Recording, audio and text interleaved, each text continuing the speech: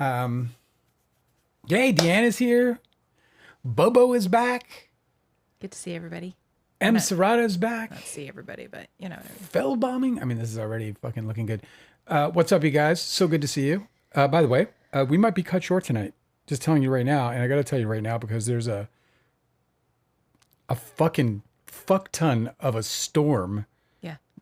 Just to the south of us that is moving to the north, and it's going to come, and it is 100%. It's a rager. Going to drop its rage upon us. Mm-hmm. There, I've on like a couple of occasions, just standing in the kitchen. All of a sudden, I look outside and the trees are like, "What the fuck is that?" But then it goes away. Like there's all these independent cells. So hopefully no major storms, storm fronts or whatever. Hopefully nobody gets hurt. But we may lose our power. Yeah, that happens in this old place. So good to see you, Bobo. Yeah, we may lose our power if the wind blows too hard. The power lines attached to the house are like, you know what? Fuck it. Oh, Deanne's going to get her hair done at No Two Trolls. Oh, amazing. Yeah. That's great.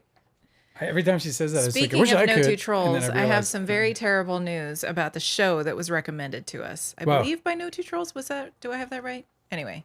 Well, she was watching at the same time. Actually, we kind of we might have blown past her, but we're certainly at least probably at the same. The show on Apple Plus. Apple TV Your Friends and Neighbors. Your Friends and Neighbors dropped the fuck off. Like I was enjoying the first season, and I had my criticisms because some of the things they do in that show are just bonkers and makes no sense, and it's really tropey. It's very whatever. It's an imperfect show, but it was entertaining. It was fun. It was worth my time. Yes, but I liked having it on. I liked chewing on the popcorns and doing all this fucking shit. And now the thing is, I don't know. I'm still gonna stick it out. But now, yeah, three episodes in, and finally something has happened in the second season. John Hamm knows how to fucking bang the chicks. At least, I mean, he keeps doing that. They're screaming for delight throughout the whole damn show. That guy just delivers orgasms. It was like fucking two whole episodes into the second season, and absolutely nothing was happening. It was just like a soap opera. It was just a bunch of the characters like hanging out and talking. Also, they totally fails the Bechdel test all over again. Yeah, there's several scenes where it's just the women, and all they're doing is talking about men. Yeah, I just find that astounding. It can be a little nuts. So, good to see you guys. Sorry we missed you Wednesday. We're back Friday. Mm-hmm. I don't know if we're going to be on Monday. Are we going to be on Monday? Monday is Memorial Day. It might be a really dead day. I don't have anything to celebrate for Memorial Day. All right, well, come on Memorial Day, but just it's not really a celebration holiday anyway. It's not like you're supposed to go and like have a great time. It is one of the busiest holidays in America. Almost nobody is at home. This is the weekend where they've been pent up for the whole year waiting for this fucking thing. In Jersey and New York, it's when the shore opens for the first time. It's the season opening. So all of the shore people are down the shore, as they say. And it is packed with humanity. I get them confused, the dates all the time. Because in the U.S., we have the Memorial Day and we also have a Veterans Day. And are they Veterans Day is in November. Right, but they for the veterans. It's in November? Veterans Day? Isn't it? No. I thought that one was like beginning of summer. The other one was end of summer. See, that's how good I am. I don't even know when they are. There I am just embarrassing myself in public. It's not that I don't care about the veterans. I do. November 11th. You're the American here. Now I shall shame you. I shall deflect all of the shame I was That's so funny. You're like, it's not that I don't care about the veterans. I do. And at least somebody does. Because can we just stop making veterans? Would that be okay? I feel like if we all cared about veterans, we would stop creating them. It's just such a fucked up system because what the system does is it creates a certain disadvantage that then they create, this crutch for that disadvantage that, has you literally putting your life on the line. And a crazy person like Donald Trump takes the office. And that's it, dude. You're going to war. No, you're just pawns, bro. Yeah. Yeah. So, I mean, there's a military, huge anti-armed forces movement within the veteran community, and nobody speaks more strongly about it than they do. Anyway, they Memorial Day. Let's not digress. Memorial Day. Mm-hmm. All right. I think that's for the fallen soldiers. Yeah. And they have sales.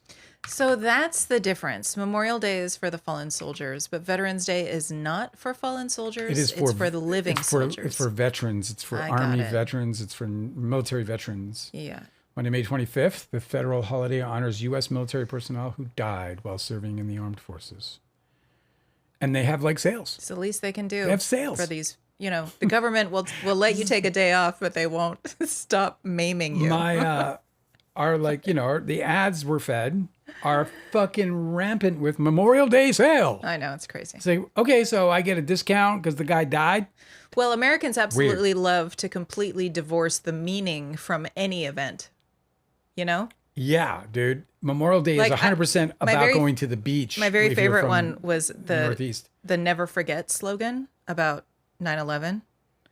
And nobody ever really came to terms with what it was that we were supposed to really be remembering. Like, what was the message we were...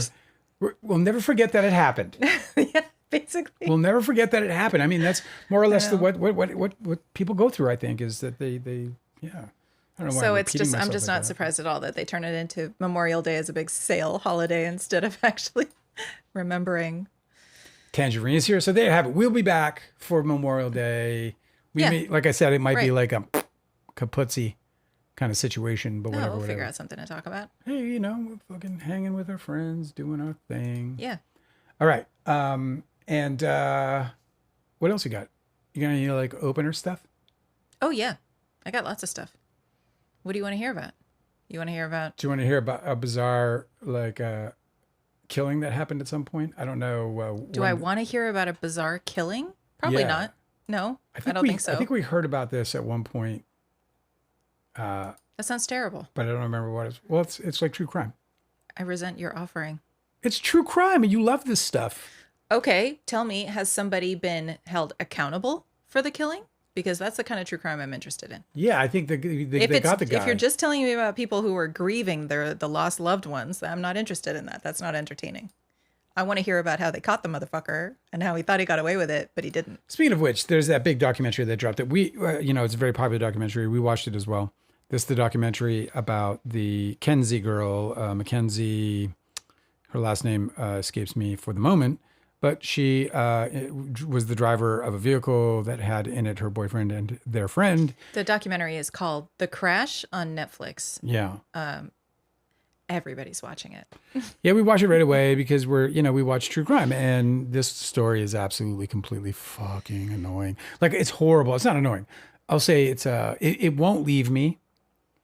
It leaves me, and it leaves me with a terrible feeling. But anyway, it's called The Crash. It was an extremely well-made documentary. Yeah. The subject is absolutely completely enthralling and engaging at the same time as being, for me at least, very disturbing. And I suppose if you're a parent, it's probably even more so. I kind of recognize these documentary filmmakers. There's like a style that's kind of recognizable in the way they use their like sound effects and stuff. I really appreciate these, whoever made this. I'm looking it up right now. Gareth Johnson is the director. Yeah, Gareth Johnson. Good job. Let me find out her name. Mackenzie. Ooh, you hear that? Yeah, cracking. This guy's cracking, bro. Shirilla is her name. Zeus. Zeus is on our heads. No, hey, man. No, not Zeus. Mackenzie Shirilla. Yeah, Mackenzie Shirilla. Yeah, Mackenzie Shirilla. She is currently in jail for crashing her vehicle and killing two people. She herself was, could have been killed quite easily. It's just absolutely a miracle that she seems relatively unharmed, but for probably a lot of trauma. But anyway, she is. This documentary is crazy, dude. I got to give it some tiny pineapples though. But listen, dude, it's a crazy, crazy, crazy, crazy documentary, and it is. It's sort of, I don't know if you remember Ed TV. Do you remember Ed TV? Do you remember that show? Do you remember everybody remembers, what's the one with, well, it's different, but kind of the same, and the same thematically at least, with Jim Carrey. The Truman Show? Good morning, good afternoon, and good night. Are you talking about The Truman Show? Yeah. Yes. So did you see Ed TV with I didn't. Matt McConaughey? You've referenced it a few times though, but I haven't seen it. So this was like, if you, it's, prophetic. This is before any of this. Before reality TV. Yeah. Right.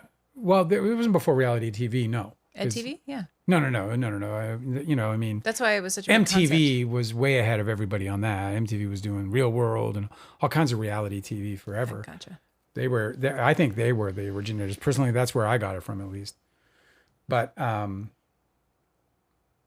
yeah, it's kind of this documentary kind of feels like Ed TV, because it's like, we've been living in this social media world for a long time. We're participating in it, and then when you see like it get kind of ugly, or the ugly side of it, as it like, sort of unfolds in what becomes a story of unfathomable neglect and harm, or negligence, I suppose, and harm. It's just like a crazy story. Anyway. What I love about the documentary, The Crash, is that they really do sort of, like, if you go in completely blind and you don't know the story, they really lead you down one path, and then it pivots as soon as some of the evidence comes out. Yeah. And I absolutely love that style of documentary filmmaking. I think it's really clever. Yeah. Where they can just completely, direct you into being agreeable about one thing, and then change your mind. It's always a rewarding experience. I think that takes great skill for such a high profile case. Yeah, the filmmaking is so exceptional that I really can't give it any less than 4 Tiny Pineapples, because it's just a top shelf documentary. It's, it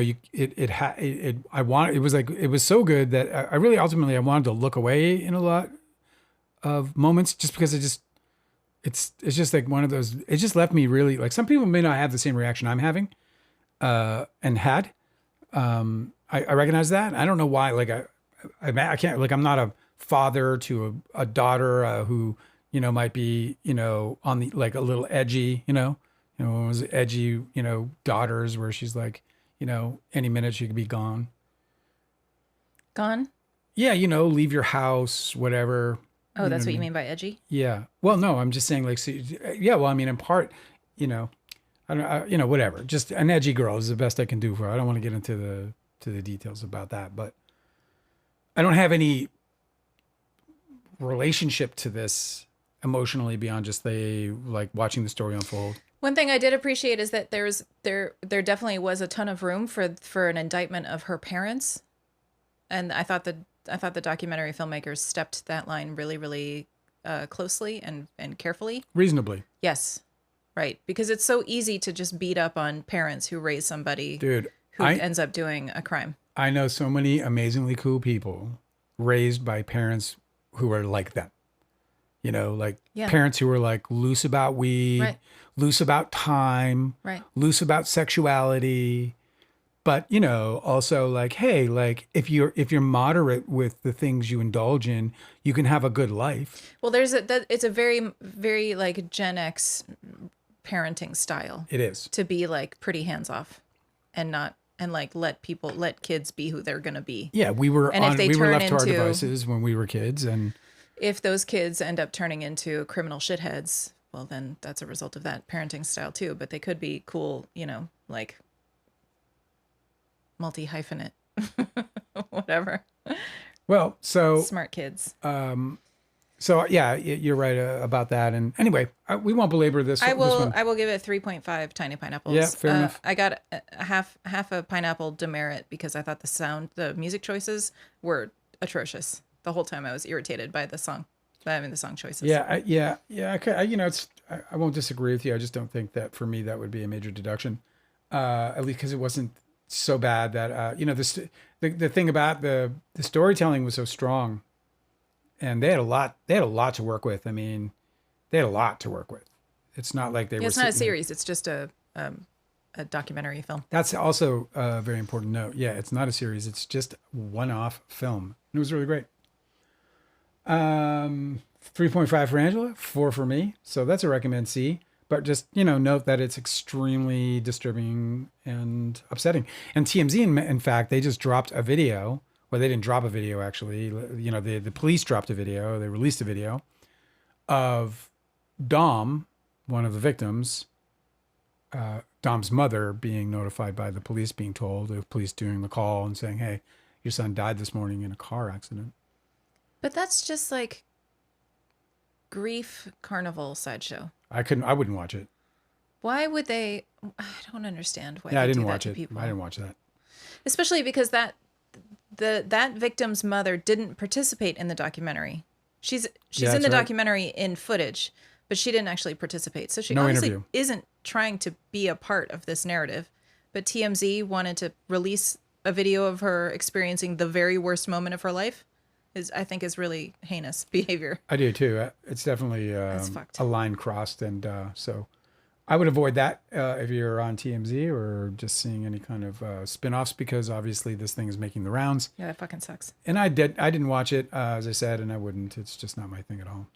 Anyway, that's a good one. Also, let's give out Tiny Pineapples for the first season of Your Friends and Neighbors with John Hamm and Amanda Peet and Olivia Nunn. Have you thought about how you would rate it, the first season of Your Friends and Neighbors? Yeah, I already gave it at the end of the finale. What's it?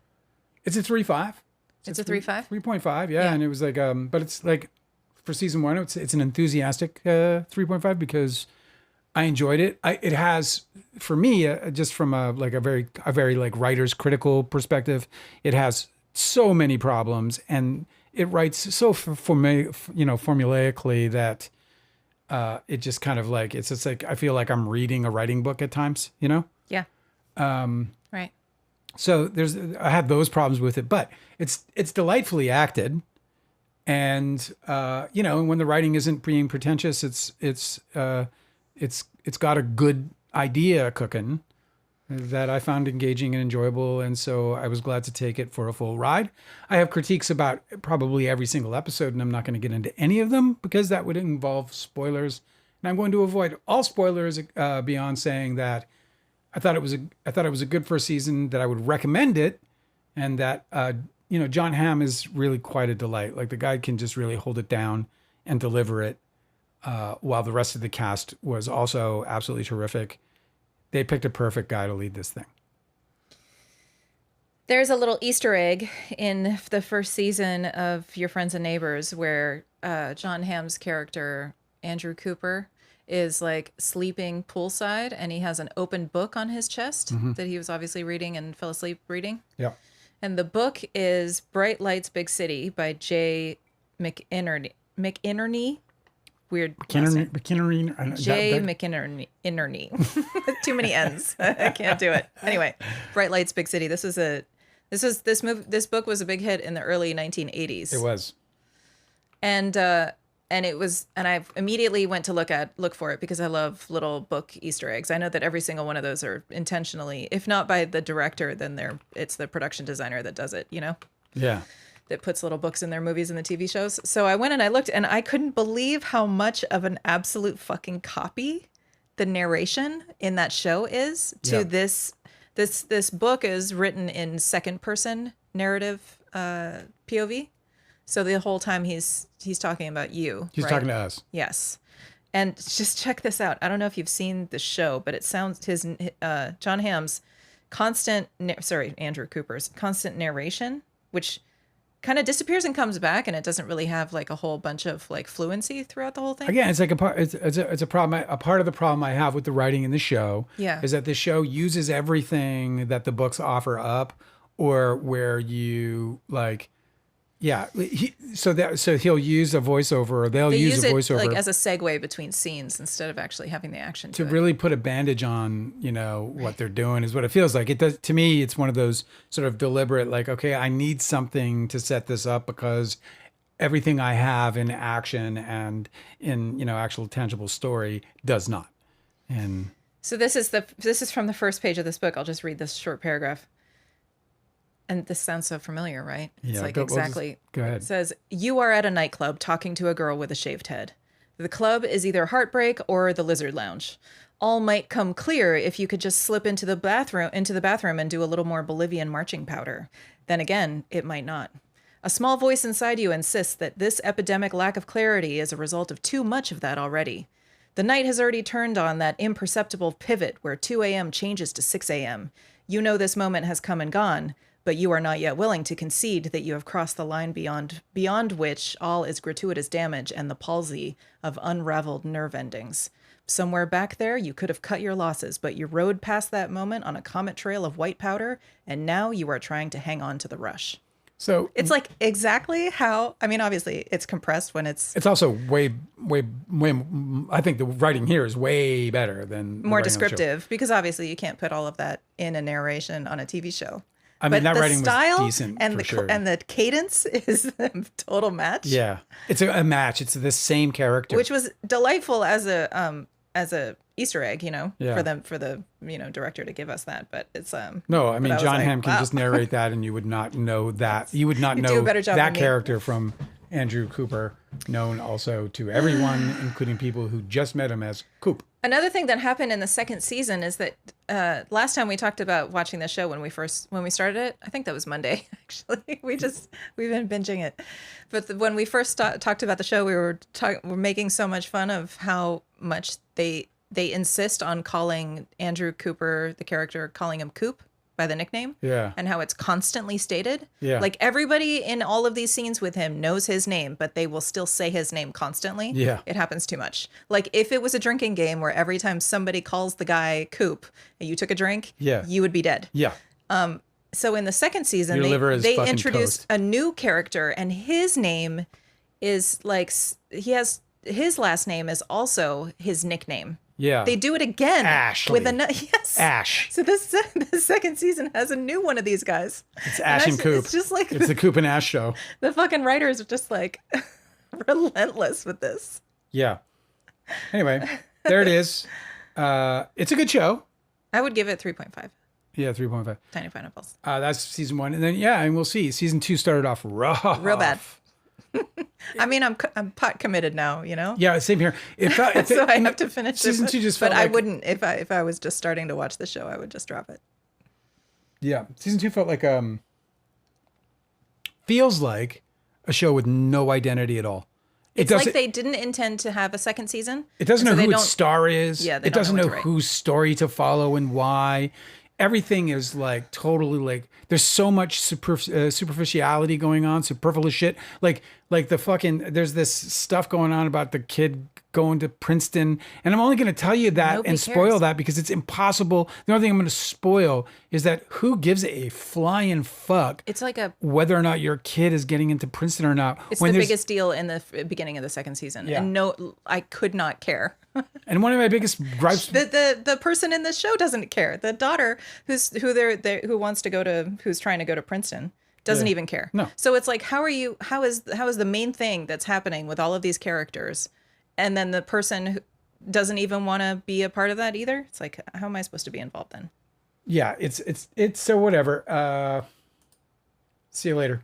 I'm gonna see it again. I'm gonna finish watching season 2. If season 2 is an absolute fucking abysmal mess, if it continues to be what has started out to be one of the poorest first 3 episodes in a season I've watched in a while, then I definitely won't be heading to season 3. So season 2, you're on notice, buddy.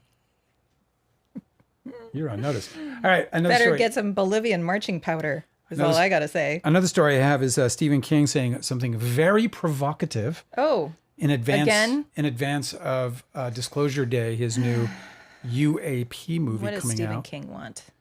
No, Steven Spielberg. Oh, Steven Spielberg. Did I say Stephen King? I think you did. Did I? Yep. Steven Spielberg said something incredibly revealing ahead of his release, his summertime movie, I think it is, called Disclosure Day, his UAP movie. All right, Steven Spielberg said, with everything that's happened from 1977 till today, so 1977 was Close Encounters of the Third Kind. If you haven't seen it, it's a masterpiece. It's a fucking masterpiece. It's so weird to me that you say if you haven't seen it, because I just assumed that everybody was born having seen it. If you haven't seen Close Encounters of the Third Kind, fucking ditch the rest of this and go watch it right now. Yeah. Like, it is a masterpiece. Is that the one with the mashed potato scene? It is. That is one of my favorite scenes in all of cinema history. You shall not spoil it. I'm not going to spoil it, but just because Steven Spielberg is so excellent at doing scenes with family, like family with small kids. Yeah. And the unique kind of chaos that is. Yeah. I absolutely just love, that's like one of those like little nugget of a scene that I just feel like is like one of the top 5 of all. And nothing really, I mean, it's not. It is one of the best scenes captured just because of the directing of like the small children and the mother trying to hold it down and the father's having his own deal and like it's so perfectly and you have to you notice that like the camera isn't doing anything. It allows you to be completely voyeuristic the whole time. It is, in the past 50 years, one of the probably the most seminal and most important scenes created on film. Mm-hmm. Steven Spielberg is not new to doing that. He did it in Jaws. He did it in E.T. Certainly did it in... The scene in Jaws that's similar to that, what would it be like? The singing scene. When they're comparing scars? Yeah, and they're comparing scars, and the story goes down, and they're singing and laughing and being drunk. Yeah. Insane, incredible. Okay, Steven Spielberg, he had some things to say. Mm-hmm. And I'm going to repeat myself again because went on to a fucking tangent. I got to get through the whole sentence now. I get hyped about this stuff. With everything that's happened from 1977, Close Encounters of the Third Kind, till today, I can now make Disclosure Day and say, Disclosure Day, of course, being this new release, isn't it going to be wonderful when people realize after seeing this movie that everything is true and has been true? So Steven Spielberg, you need to explain yourself. Well, I can explain that Steven Spielberg, and this has been something that has been going around Hollywood forever and probably beyond Hollywood. Steven Spielberg got the inside. Oh yeah, he's like a tool of the CIA for sure. Yeah, no. Like he got to that. Like he is a propagandist. Yeah. It is through his work. They say that like all the top tier in Hollywood are. Think about, you know, the titles, just the 2 titles together, and this book ending, practically, this man's career. Together. Close Encounters of the Third Kind. And Disclosure Day. And you know, the beautiful thing about Close Encounters is the way in which they sort of created this secrecy out of this event that is just magnificent and massive. And again, if you haven't seen it, do.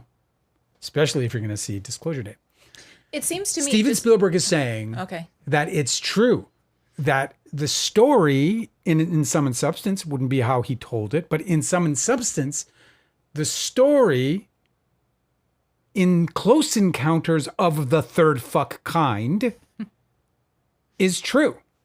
Now, look, I can probably draw for you with reasonable accuracy a good several of the embellishments that a writer would take to be like, well, it needs to be this to be great, you know, as story goes. Yeah. So, you know, when you strip it down, it's still as magnificent as it can possibly be. Where you're like, do, like that was just invented? Or is that or is that true? Or is that part true? Is that true? Right. Well, this is it. Now, that one goes in the column of true for me, except that it would be easy to switch it from what it might have been. Like, for example, if what they got was an equation, a math equation. Mm-hmm. And Stephen King would be like, well, music is math, isn't it? I mean, I did say Stephen King. Steven Spielberg would say, music is math. We're going to do music. Right? Yeah. So, anyway. Now you're thinking. Yeah. Music is math. Yeah, so those are the kinds of embellishments you can expect a filmmaker to do in order to make something great and be seen by millions and millions and millions of people in a way to prepare them for what is forthcoming, which, by the way, just to be absolutely sure, I follow this stuff and I can tell you. Yeah, Dale believes in aliens. I don't believe in them. They exist. There's nothing. It's like saying I believe in alligators. Such a great response to that. It's like saying I believe in alligators. I believe in alligators. I believe in alligators. I believe in them. Aliens are just like, it's been confirmed. It's been confirmed. The only thing that's being stopped right now is the evidence being brought forward. Disclosure. Yeah. The full disclosure has not yet happened, but disclosure day has not occurred. Stephen goddamn Spielberg is going to ease us into that with this next movie. You know, I think it's really cute that you want to talk about the aliens of it, and I want to talk about the film of it. And I just I haven't seen it, but I've seen the trailers. No. You're putting Steven Spielberg on me, bro. Steven Spielberg said, with everything that's happened from 1977 no, but till you today, want to talk about the aliens of it, and that's great because that's he obviously did. very, very important. He did. Yes, I know. I'm reacting to him. Yes, I know, but This isn't mine. what do you think? Okay. So I don't think that Close Encounters of the Third Kind and Disclosure Day, from what I've seen from the trailer, that they would make a very good double feature. I don't think. I think that I don't know. I haven't seen Disclosure Day. I think Maybe that they would. Disclosure Day would make a better double feature with Mars Attacks. no, with War of the Worlds. That's Steven Spielberg. Yeah, a lot of people didn't like that movie. But it seems like they're kind of in the same character. I have to watch it again, I think, in order to really give an opinion on it, though. I'd watch it again. You want to watch it again? I'll watch it again right now. I know you'll watch any Max action movie on a fucking loop. Well, I also just really like Steven Spielberg, even when he makes weird movies. Like I didn't care for AI or his artificial intelligence movie. I thought that was blech. Yeah, I mean you can't win them all, but the filmmaking was probably quite good. Archival Raccoon says, I don't believe in alligators.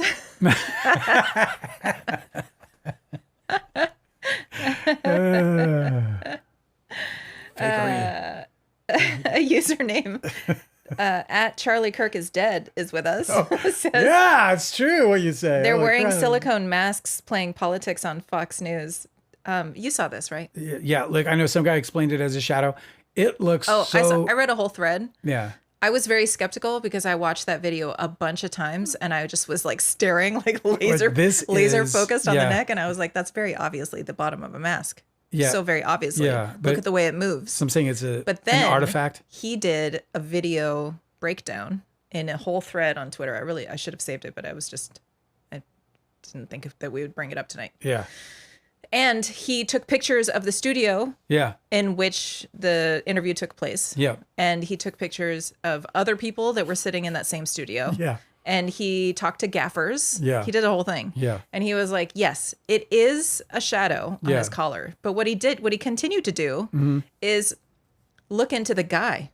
He was like, okay, well, who is this guy? And would he be the sort of person that would be wearing a mask? And he was like, no, he's not. But this guy is absolutely a fucking shill for this one lobbying group that puts a bunch of speakers on Fox News, and all of them are like totally like banging the war drum for continuing a war with Iran. Mm-hmm.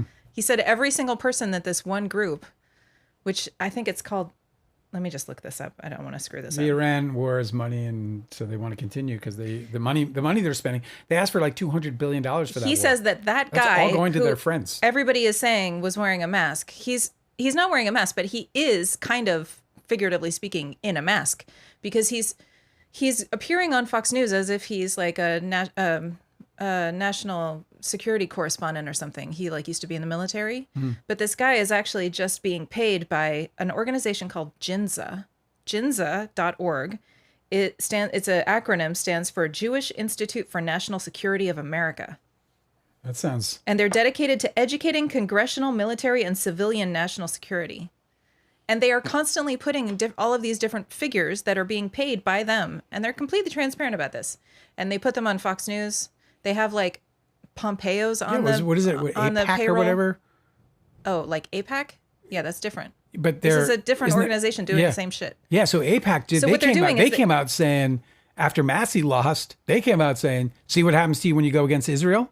They fucking tweeted that shit. Do you know what I mean? So it's like so crazy. This world is crazy. We don't have any. There's no benefit to the United States to do any of these wars in the Middle East. The only benefit to any country is fucking Israel is dragging us into all this bullshit. And so what they'll do is they will infiltrate American news media. Well, not infiltrate because they're kind of hand in glove anyway, right? Yeah, obviously. But they'll put people forward to be these expert these expert analysts who will come on and talk about why continuing the war in Iran is so great for America and why we should keep doing it. It's just all propaganda.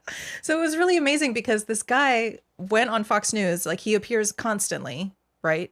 He's even appeared in that same like yellow blazer that he was. And everybody was like, holy shit, this guy looks like he's wearing a mask. And he would have completely flown under the radar and continued to do the shit. But because everybody looked into who he is and whether he's like a real person or not, now they found out that he's being propped up by ginza.org and how it's completely like, just, I don't know, man. Yeah, saboteurs. He's like a puppet for a foreign nation trying to do propaganda in the United States. So there's that. I learned that today about it. But okay. I didn't save any of this stuff so that we could, because I didn't know it was going to come up. But this user at Charlie Kirk is Dead is with us and brought it up. It's a funny thing. I don't know if it was a silicone mask or not. It seems so crazy if it was. But I'll tell you, when you know the side-by-side photos I have of the real guy that I've seen today of the real guy. It's all I've seen, though, just these two photographs. He's a strange-looking dude. He's a strange-looking good dude, and he didn't look the same in both of them. But the comparison photos of the way that his throat moved and the way that his collar cast shadows was very similar to other people who had been filmed in that same exact studio for that channel. So it's like definitely a lights thing that happened. He was wearing two collared shirts. It's an artifact, yeah. Yeah. That makes more sense than a silicone mask. That's like flapping open on the side? Because like, well, because here's the thing about that whole UAP thing, because it kind of does circle around. Yeah. Because they say that and this is like, again, this is not coming from like, oh my God, these are coming from like whistleblowers, right? But they're among us. And they disguise themselves as humans. Who's among us? What do you mean? They, them, those. You think aliens are among us? No, I don't. I'm telling you, I believe the people who say that they are. But you don't believe that they are. No. That's not what I'm saying. I'm saying like, I don't think it's a belief system. I don't think there's a belief. I believe the dude who does, right. It's important for me to distinguish that because it's like, it sounds so fanatical to sit here and be like, honest. I believe that aliens are walking among us sounds fanatical, but I believe the multitude of whistleblowers who have come forward. Yeah. AOC is talking about it. Here's what I think. I think that they can't be clear because being clear would expose more and more and more of how this works. But you know how every time that you hear a story about somebody who's had an alien encounter, the alien communicates with them telepathically? You know this, right? I know that as one form of communication. But very seldom do you ever hear of somebody who is like, yeah, I talked to the alien saying like, yeah, they moved their mouth and they spoke words and I heard it with my ears. More often than not, they'll be like, the alien spoke to me. I could sense it in my head. It was like a telepathic communication. They were speaking directly to me. Or like all those school children in South Africa who had that alien encounter where they were visited. When you listen to them and their story, and their stories all match. There's no way. The truth. Yeah, of course. And so they were being spoken to and telepathically. There were beings they came out of the craft. Yeah, and the beings were far enough away that they wouldn't have been able to hear them if they spoke with the vocal cords, right? So they were like, okay, well, they're speaking to me telepathically. Anyway, what I'm saying is that if these people are saying that these aliens are among us, it just sounds so silly to even talk. Well, welcome to reality. Okay, but listen, I think what these officials and these elected officials and these people who are whistleblowers, I think what they are suggesting is that there are telepathic communicators who are us, who are communicating with aliens, and that is how the aliens are among us. I don't think that they're actually like embodied life forms that are like in human masks. I think what they're doing is they're telepathically working through people, but these whistleblowers can't say all that because that kind of gives away like way more. There's just a ton of like CIA disclosures about telepathy and all of this other, I think they're a lot further ahead with telepathy and like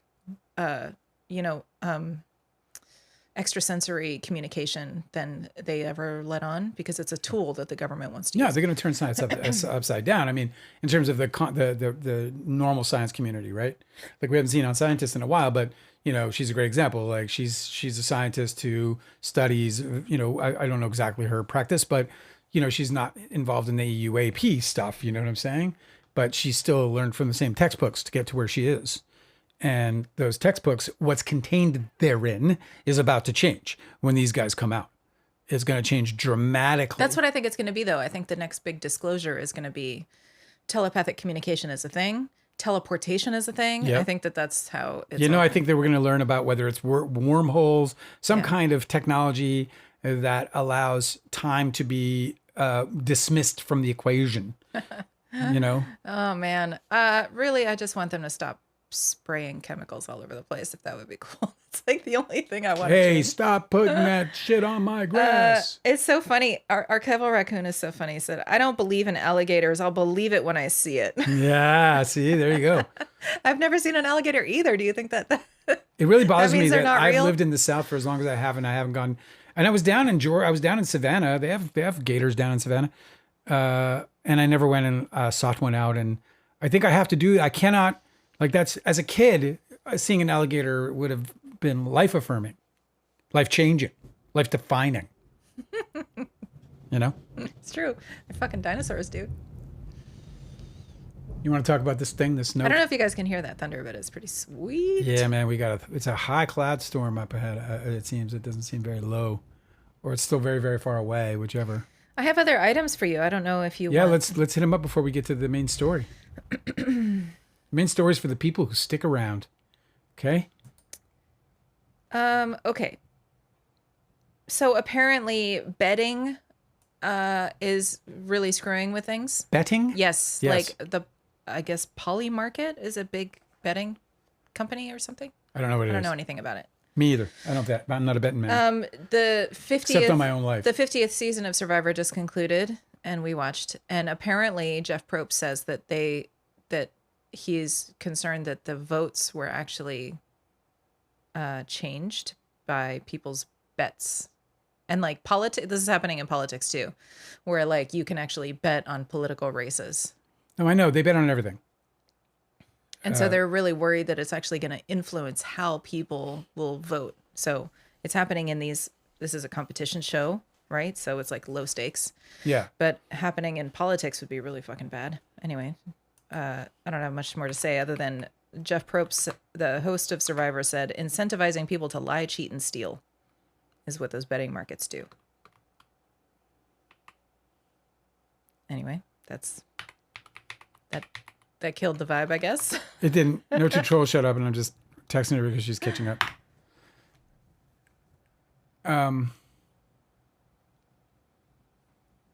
You with me? Yeah. Any more? I am. It is. It's destroying everything. It always has destroyed everything. I actually come from a family where my father was a gambling addict. Addict? Mm-hmm. Addict? Addict. I don't know why my fucking mouth breaks for that word. Yeah, he's a gambling addict, and he would gamble away the rent and all that kind of shit. We lived a very stressful life. Fucked up, man. Yeah. Really so rough. when that went legal, I thought, oh my God, I felt the families out there. Oh yeah. Because it's not just there's so much unnecessary conflict too, because obviously it stresses out the spouses who have to take care of the kids. I'll tell you what saved us was the low accessibility. My dad couldn't just bet wherever he was, whenever he was. Now you can. Now these people can bet when they can wake up in the middle of the night and bet. I heard a horrible story about a man who was hanging out with his kids. He was left at home to parent solo. Yeah. While his wife went out with friends.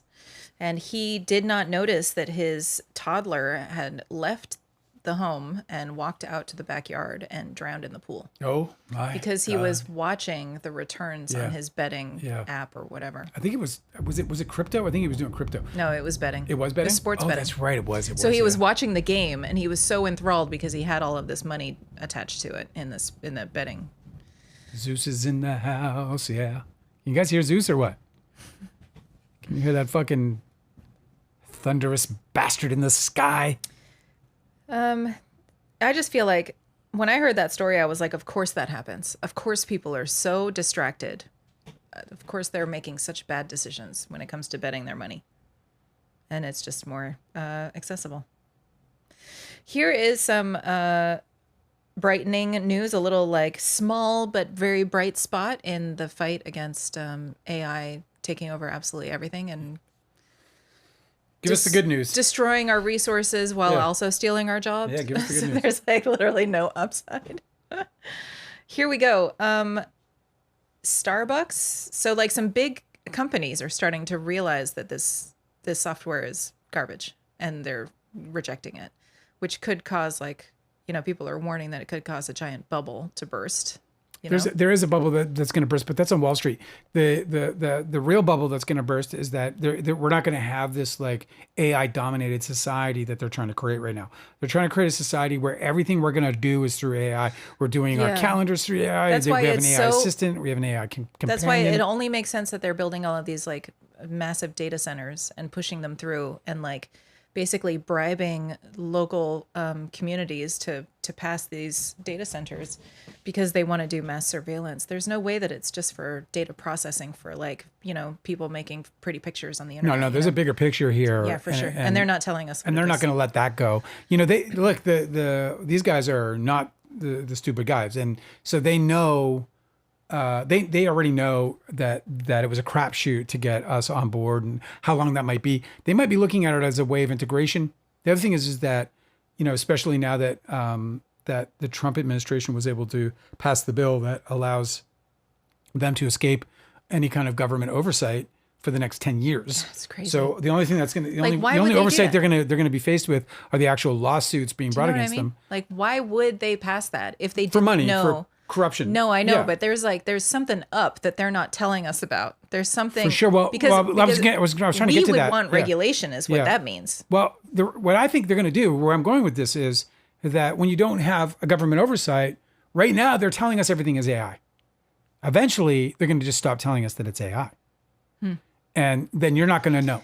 You're going to be in that place where you're guessing whether or not you're dealing with AI. You're dealing with. I wanted to share this organic. with you because this is like tiny little bright spots. So some big companies are jumping ship and realizing that this is bullshit and it doesn't help them. Yeah. Starbucks is one of them. They have retired their AI inventory tool across North America because it reportedly miscounted and mislabeled store items. Yeah. Can't even do a good job. It has one job and it can't even do it. Yeah, I mean, so that tells me that they're already like, if it gets better, we'll come back to it. It's not like they're not making a moral choice, This person retweeted it. Row Writer on Twitter said, over the next 1 to 2 years, we're going to start hearing more reports about companies pulling back from AI than adopting AI, and markets aren't ready. This next one, Microsoft, massive company, massive stake in AI. They're having to cancel their internal AI usage because the cost is too high. This is despite Microsoft owning a large percentage of the company it gets its AI from. The beginning is coming and the AI collapse has begun. Yeah, again, they say it's a collapse, and I could be completely misreading this because yes, there is the incredible expense, but the incredible expense is because of that's a good one. I appreciate this thunder. That's a really good one. It's like a marching band with just nothing but drummers. That one kept rolling and rolling. That was a good one. Yeah, dude, there's a good storm. I love, after spending 20 years in Los Angeles where nothing ever happens in the weather, it's really nice to live someplace where there's thunderstorms. Yeah, well, certainly, the storms we never got out there was the fucking, the thunderstorms. Where was I? I was just talking about how No, where was I? Oh, we were talking about AI Yeah. and how some people are dropping off, Yeah. some companies. And I think they're I think they're being overly optimistic about it. I know where I was explaining that a lot of the expensive AI right now is in its widespread usage. Like everybody's using it at some level. Like every time you do a search on, I can't, I haven't found, I guess maybe there's a way to disable it and I'll find a way. But, it's always on Google searches now. And I never enabled it. I don't look for that, but I get a short AI overview. I never click on it for an in-depth AI interview, but it's always, the first result is a summation. The other thing is that what I actually don't mind about it is that it kind of did the looking for me. So if I Yes, like, I know, but this is horrible though. let me finish what I'm about to say. Google is killing the internet doing that because it means that you don't end up clicking through to the I was just about websites who to are providing that information. I was just going to say that if you're doing it on the browser, you get like, so if you like something that you read, there's a link to where they got it. Like if I do a browser search right now, the AI overview, that is not the case on my phone. But at least I haven't noticed it on my phone when I do searches. But on my browser, which I do a lot of browser work, yeah, I'll get the actual sources. In fact, I go to use it on my browser for that reason, because it doesn't aggregate. It kind of aggregates it instead of me going through one at a time. And I click on the websites anyway. So as soon as I like what I read, if I like the little blurb that they stole from it, then I go and I pay them a visit, which is good for their business, obviously. And but it's also where, like, because again, it's just an overview anyway, so it's only giving you a little bit of the information. I'm usually looking for something more than a sentence. The most recent fucking scandal with Google and their AI like aggregating tool is that they've stopped using the dictionary. They've stopped linking like Oxford or Merriam-Webster, whatever dictionary they were using, and instead they just replaced it entirely with AI. But people are having problems now because it is just being sycophantic. What is doing this? Google has stopped using. I mean, I use Google and I see the. So check this out. A lot of people are like, they can't believe how bad this is. If you look up, this person looked up suppress definition. Okay. Yeah. And AI overview, it's formatted like a definition, like it used to be, but it says suppress, and then it has the pronunciation, right? It's phonetically written. And then it says, got it. By requesting a suppressed definition, it looks like you're trying to hide or prevent a definition from being known. This person said, stop definition. And they said, stopping immediately. If you need anything else or have further questions, feel free to ask anytime. Again, formatted like a definition. This person said, disregard. They said, disregard, pronunciation, disregard. Message received. Let me know if you need help with anything else. Because it's acting like AI and not acting like a dictionary. Isn't this crazy? Yeah, I don't think that's in Google, though. Like, I just did it in Google, for example, and I just said define stop. I can also go stop definition. Do you want me to do that? This one says pause. Stop and they did the definition and the pronunciation. It says, we have put everything on pause for you. Whenever you're ready to resume, just send your request or instruction and I will pick up right where we left off. Take all the time you need. Is that horrible? So so I just did a search. I don't know where this is different. I don't want to spend the rest of our fucking time doing this shit, but I just did a search, which was stop definition in Google. My AI overview is stop, and it has the ability to listen to it pronounced, and then it has, it's phonetic writing underneath. Enough people are having a hard time with this. They said that this guy, username Celsius and a bunch of digits, whatever, on Twitter said, ironically, today, dictionary app has posted record growth because of this mess. So I was just saying that, and then there's the definition, which is the proper definition of stop, and then there is a link right next to it to Merriam-Webster dictionary, where I would then click on that. I will, and it goes right to the actual dictionary. It's probably because you don't use these features often. It doesn't know that you're trying. It's the AI overview. Yeah. Okay. Well, I guess it's fake then, and everybody is tripping. Well, I don't know, but like if you should be able to reproduce it. So what that person's saying should be reproducible in my browser, if it's unless they're using an AI tool that is not Gemini, because this is definitely Gemini at work here. I was just saying. I'm not defending AI, but it just sounds a little ridiculous to me because I use. If you go, I'm always looking up the definitions of words, even ones I think I know. I know you don't use Twitter, but if you go on Twitter and you search dictionary, you'll see a bunch of people complaining about this with their screenshots. So that's great that it's not. Well, they all need to write me, and I'll tell them exactly what to do, which is don't do anything. So that's what I did. All right. Anyway, fuck AI. Did you say that you were familiar with this NASCAR driver who passed away? Yeah, Kyle Busch. Yeah, Kyle Busch. I mean, he's a living legend. Yeah. 911 audio reveals Kyle Busch was overheating and coughing up blood before his death. What happened? Yeah. What happened to this guy? He was in a driving sim. Okay, a simulator, like a simulator. So he's like, it's like an actual car that moves around, like It's like a regular driving sim. I'm sure it's the Disney. Yeah, I'm sure it's. I mean, but it's It's probably even beyond that. You know, it's probably made to make the car happen. Yeah, it's probably got everything. It's probably got climate. So it's like he was training. He was training. And then he came out of there, you know, if I remember correctly, apparently he was shortness of breath. Yeah, he was overheating, dizzy. Coughing up blood, and they called 911. Yeah. This person said, Nick Mark MD on Twitter said shortness of breath, hemoptysis.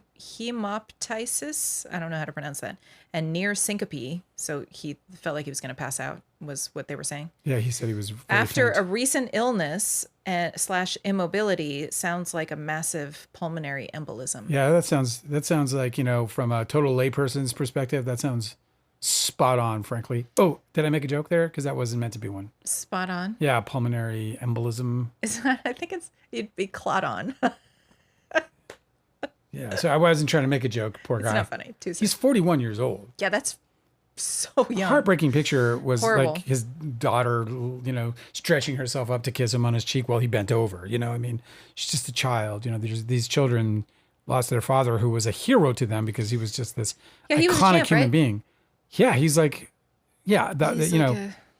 I don't follow NASCAR or anything like that, so I didn't know top NASCAR drivers of all time. Let's see if he ranks. Another thing about that makes it seem like it might have been a pulmonary embolism is that he got medical attention and it didn't seem to help. So just so you know, when I go in and I ask top of all time, I get Richard Petty, Dale Earnhardt, and Jimmy Johnson as the three most. They each won the championship 7 times. And then it says, and then there's the all-time greats, which is Sky, David Pearson, and Jeff Gordon. And it says notable multiple-time champions, Kyle Busch. And then there are others, of course, Tony Stewart and so on. So he's like a massive fucking deal, like generational type talent level in terms of. Do you think the guy who constantly came in second just did like some witchcraft or something, and then this happened? Hey man, you can joke about that, but you know that show we were talking about, where this girl is in this, she's this show, The Crash on Netflix, the documentary. Yeah, she's dating this guy. His name is Dom, and they were dating for years and years and years and years. And some said that she was incredibly abusive and possessive of him, and that he was trying to get away but somehow couldn't. And another person said that's because she bragged about putting spells on him. And I'm studying the I Ching now. I'm studying, you know, the Golden Dawn. Like I'm studying a lot of occulty. I Ching is not occult, by the way, but I am studying magic, and so yeah, it's scary. And when I heard that, the first thing I said to you was, well, you know what they say about magic, man? Don't fucking mess around with it till you know what's going on. Yeah, don't try and do bad things with magic because it'll blow back on you like 100 times or something. It's like, think about it, like when you think about it from a perspective of not knowing, like it doesn't matter. It doesn't matter whether you believe in magic. If magic is real, if there's properties to it that, you know, where it can manipulate time and circumstance, why would you mess with it just because you don't believe in it? Like if you don't believe in it, walk away, is what I'm trying to say. Anytime you see somebody like there's like all these like social media is so weird. There's like a bunch of like witchcraft groups and stuff that because I follow astrology, I'm always getting fed the same, I guess it's in the same world or something. But you'll see these people who are constantly asking in these groups, they're like beginners and they're like, hey, I want to do a spell that like curses somebody or whatever. Like tell me how to put a bad juju on this one person. And all of like the OGs in the chat is on the to answer the question is always like, you don't want to do that, sweetheart. Yeah. Like, first of all, we're not going to tell you how to do that because you're not going to do it well. Right. And another thing is if you knew what you were doing, you wouldn't want to do that. It's crazy. Bad idea. I don't know anything about it, but it just seems like if it is powerful and it truly is a tool that can be used to do incredible things, why would you ever want to do something bad with it? Because it would be so powerful. No Pretty thanks. Insane, yeah. I got scared out of using Ouija boards when I was a kid. Because I was like, oh, you mean I could have a good time and also like accidentally do something really bad? No, thanks. I'm done. I said I'm studying the I Ching right now. I bought this wonderful book by Benabel Wen called I Ching the Oracle, and it's got a subtitle to it. But if you're interested in it, it's Benabel Wen. She's a wonderful author. I also studied from her tarot book, and she's just incredible. Just incredibly educated in, I guess we could call it the occult, but in alternative energy, whatever. Anyway, the I Ching is the most fascinating thing in the world. This guy called King Wen, he went to prison for 7 years, and he rearranged some existing systems, I'll call them, called trigrams, and this thing called a magic square. And he put these things together, and he was like, while he was 7 years in jail, he was like, I think this is how they're supposed to go. And he created the I Ching, which is a series of hexagrams that fucking centuries later, and this was like, I think it was like 1400, 1500 BCE. And so like fucking old, Yeah. And cut to whatever it is, like, I don't know how long ago it was, but this Nobel Prize winning scientist whose name I'll bring his name the next time. He wins a Nobel Prize for the way in which he's breaking down DNA sequencing or whatever. And he discovers there's a direct correlation between DNA and the I Ching. And he's not fucking fooling, bro. He's like, this is science. This isn't woo-woo shit. It's pretty amazing. I don't know why I brought that up. Sorry if I went on a tangent. No, that's cool. But the I Ching is cool as fuck. Let me tell you. And guess what? Guess what? You keep hearing all the way through it. Astrology, astrology, astrology. I'm convinced that it's all connected to the planets. Everything, whether it's I Ching, whether it's fucking Christianity, it's all connected to the planets. And remember with Christianity, what did the wise men follow? But a star. Mm-hmm. It's all fucking astrology, bro. Everything is astrology. And some systems have been birthed, from our creative minds. And I Ching is probably the most creative of them all. Astrology itself is its bare bones. The skeleton of everything is the backbone. I believe that it's the mother of. Well, we were talking energy. about curses and dark arts, right? Yeah. And I found this earlier, but I didn't want to tell you the story because I knew you'd be upset about it. Uh-oh. Speaking of the dark Put down arts. your cup. No, you might want to take a sip. All right. Are you sitting? You might want to have a seat. God. Okay. You know how much I hate AI? I do, yeah. Okay. Would you shut up about it already? Not yet. Ozzy Osbourne will return as an AI-powered digital avatar. What a fucking Sharon Osbourne, go to hell. I know it. Sharon Osbourne, go Can to you hell. Believe it? Yeah, and anybody who buys that trash is just feeding a machine that will betray you. According to one of the companies behind it, the avatar will have conversations with fans and move, speak, and respond as Ozzy would. Yeah, get the fuck out of here, bro. Why are people... I hate that we're so lonely, dude. I hate that we're so lonely. I actually think that it's one of the most evil things that you could do. I mean, evil obviously is such a loaded word because I'm not religious, but like...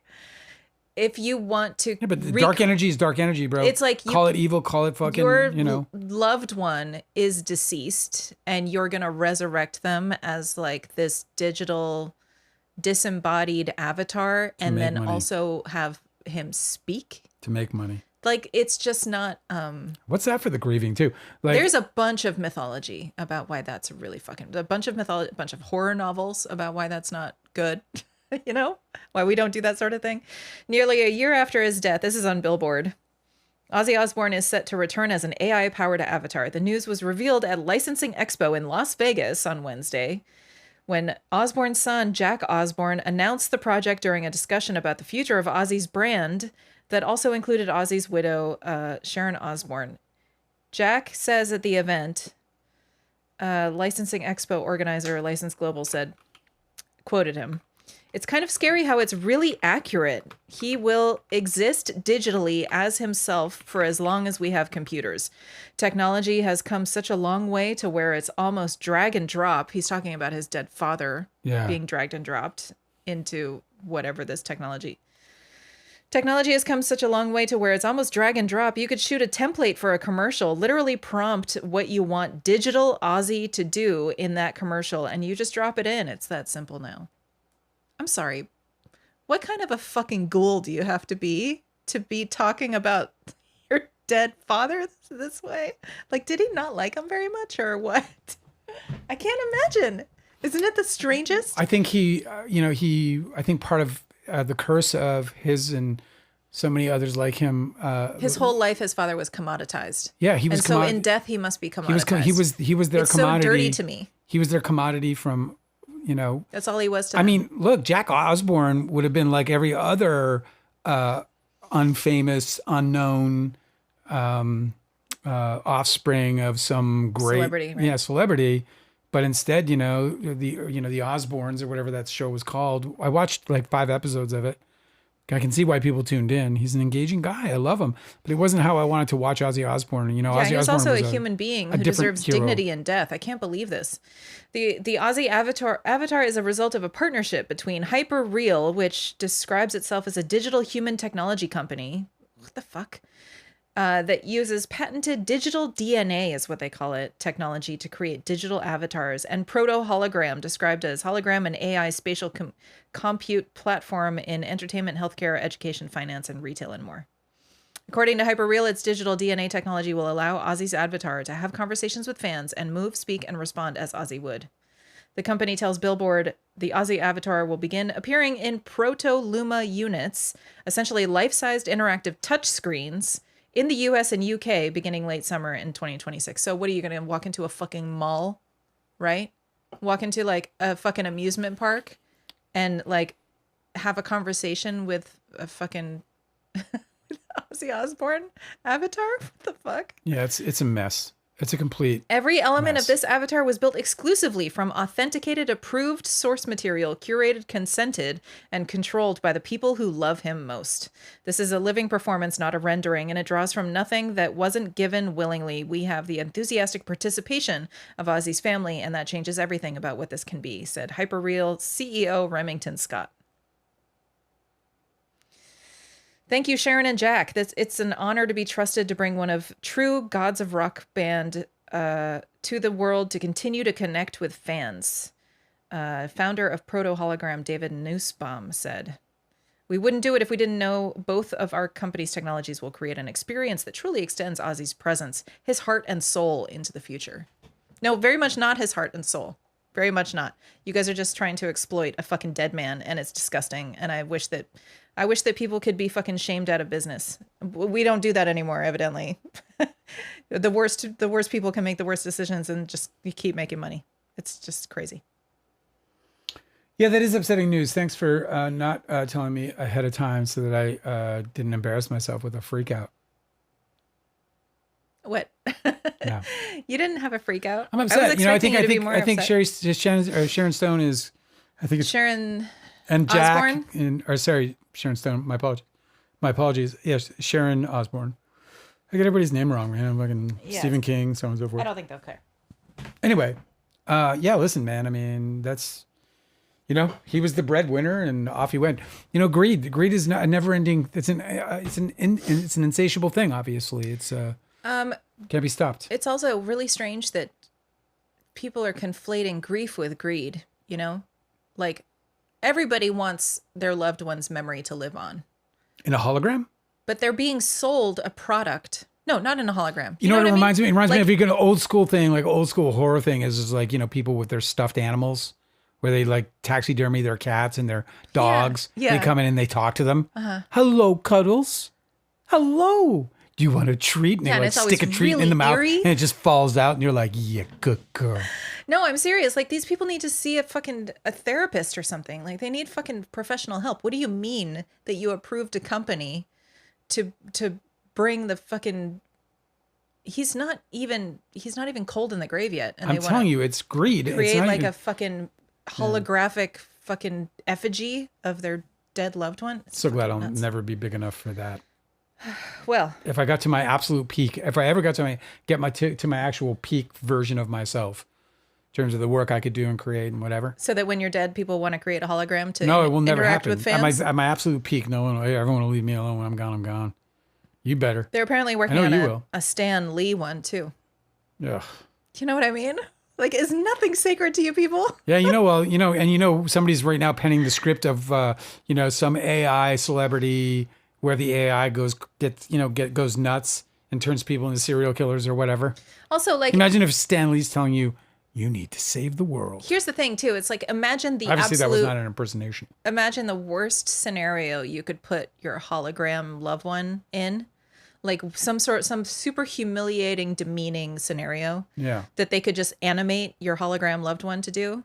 And if you wouldn't approve of that, then you shouldn't approve of any of it, is what I'm saying. Because none of it is consent. None of it is dignified. You know? Am I weird for being like so like unnerved about this? Just feel like it's incredibly inhuman to, I don't know. I think that dead loved ones are kind of like sacred. I don't know. Whatever. Maybe that's just me. No, they are. They're venerated. They're supposed to be. Supposed to be. Yeah, they're the venerable. Not if you can make a buck, though, I guess. Fucking weirdos. There's a whole part of I Ching that's dedicated to venerating your ancestors. Oh, I didn't share this one earlier, but this one counts too. This is I was talking about companies who are rejecting AI. Yes. Well, so Pizza Hut franchisees are suing because the Pizza Hut Corporation has imposed AI on them. Yeah. And it totally fucked up their program. So they said that AI, their parent corporation forced them to use AI in their business. And the AI increased pizza delivery times from 30 to 45 minutes.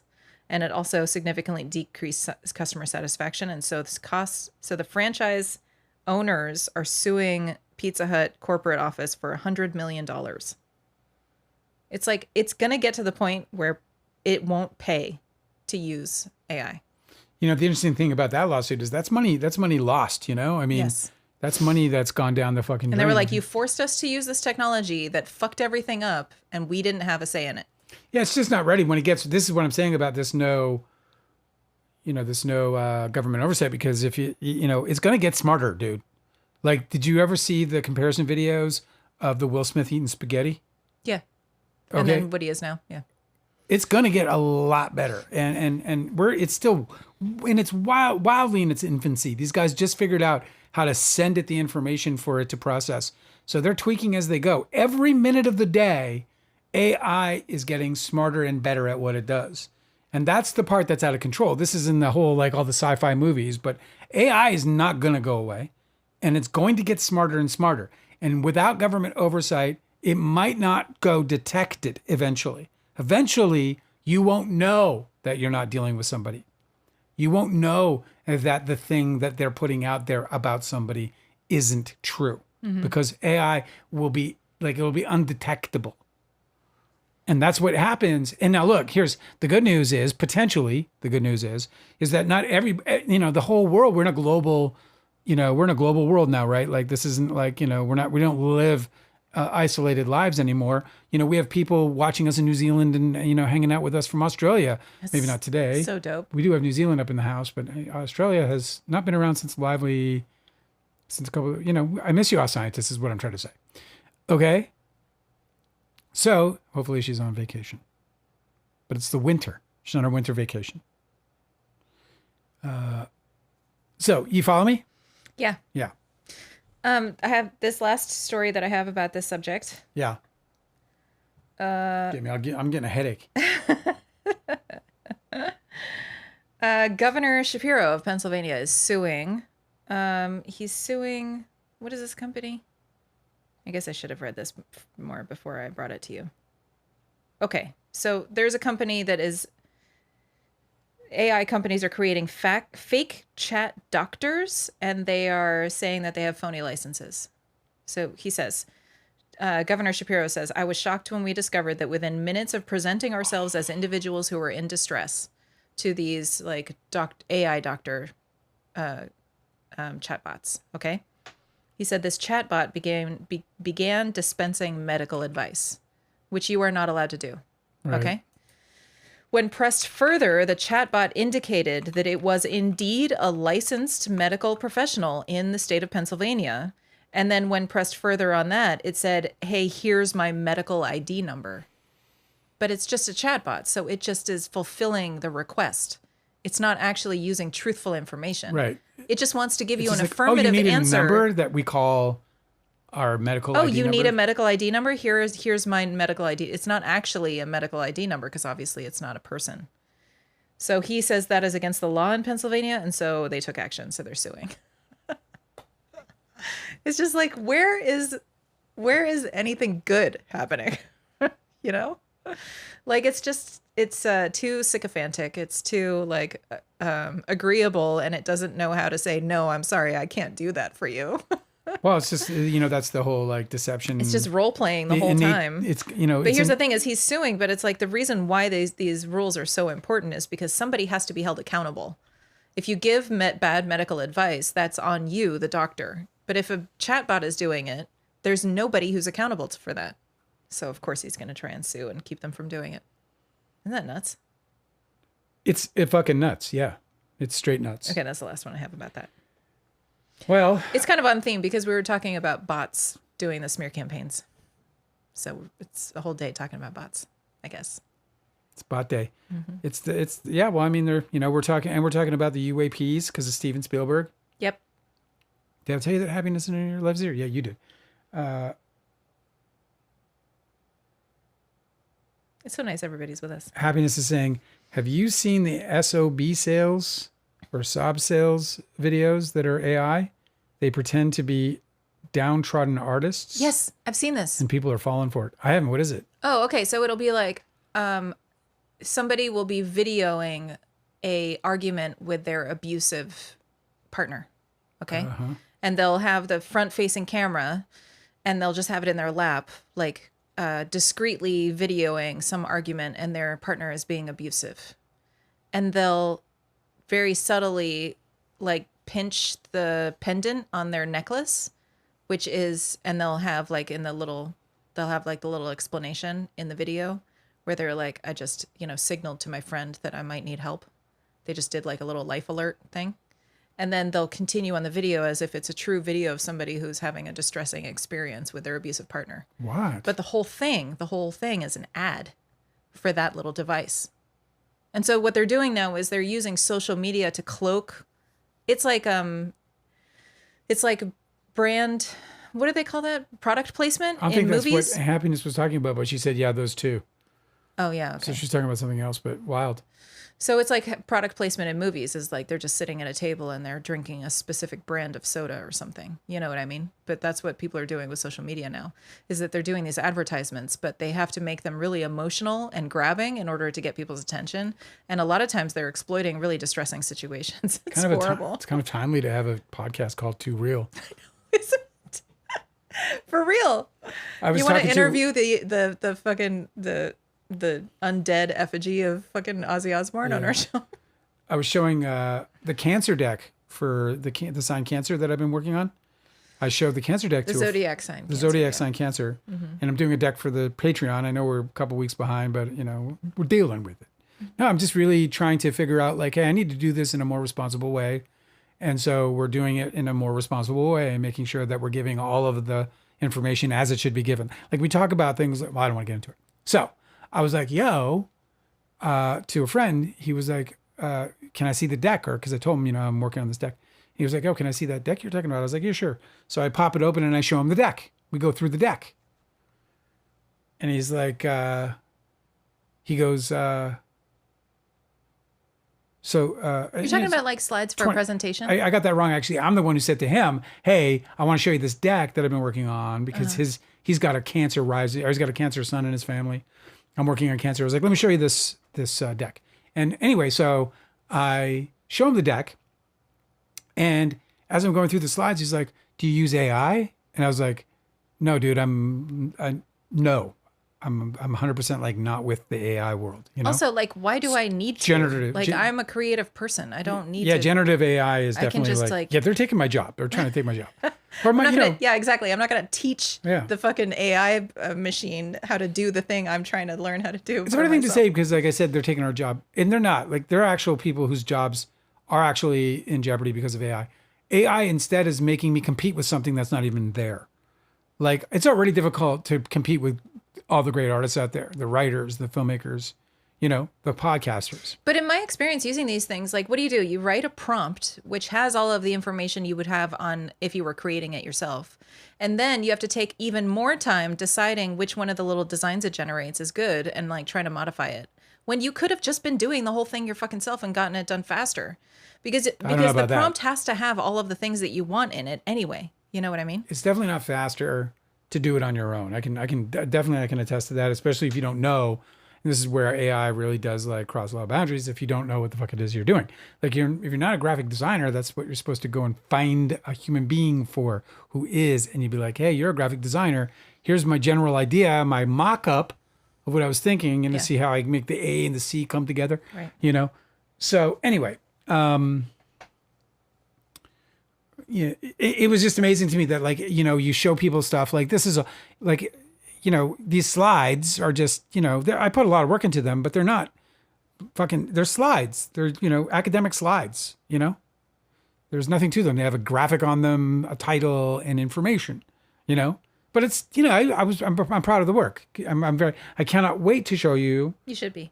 This slideshow that we put together for these signs, because we're going to step up our game in a big way. And right now I'm kind of just learning the ropes to do that. And then I think we'll be able to speed up the production a little bit.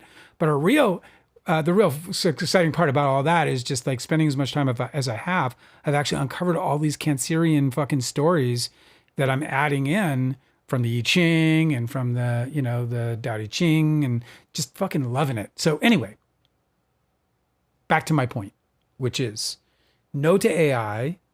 But it's just like it's like top of mind for everybody right now, and I think it's because everyone uses it to some extent.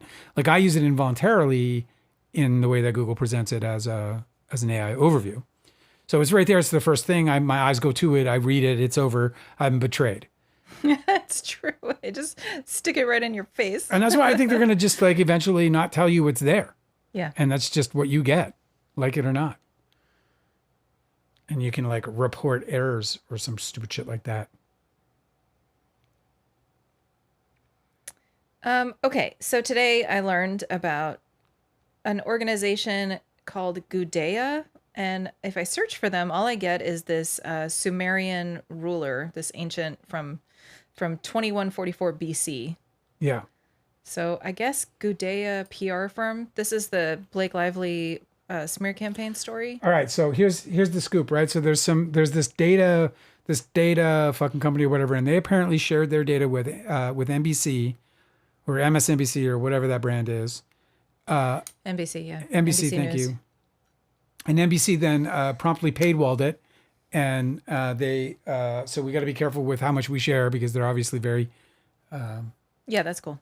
They interested paywalled in it, so monetizing it. I can't read it anyway. Yeah. Okay, Gudea.ai.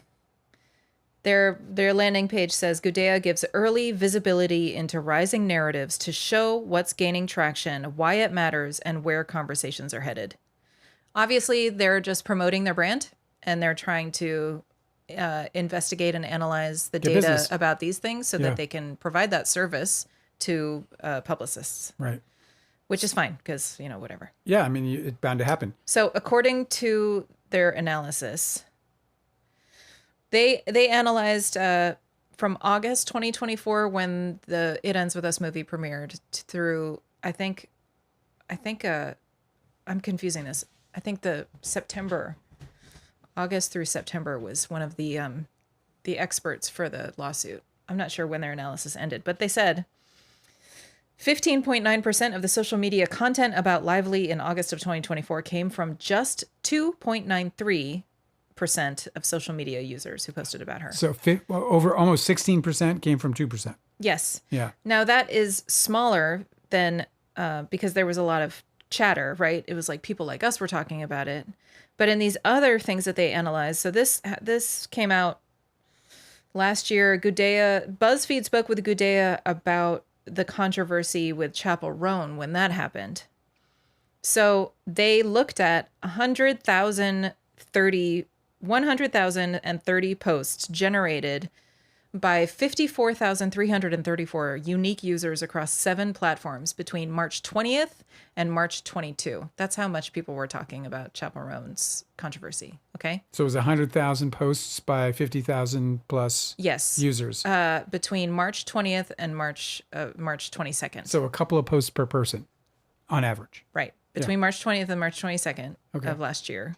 They found that 4.2% of the users contributing to the Chappell Roan conversation at the time were non-typical, which means that they were very likely to be bots. So, as well as that being... hold up.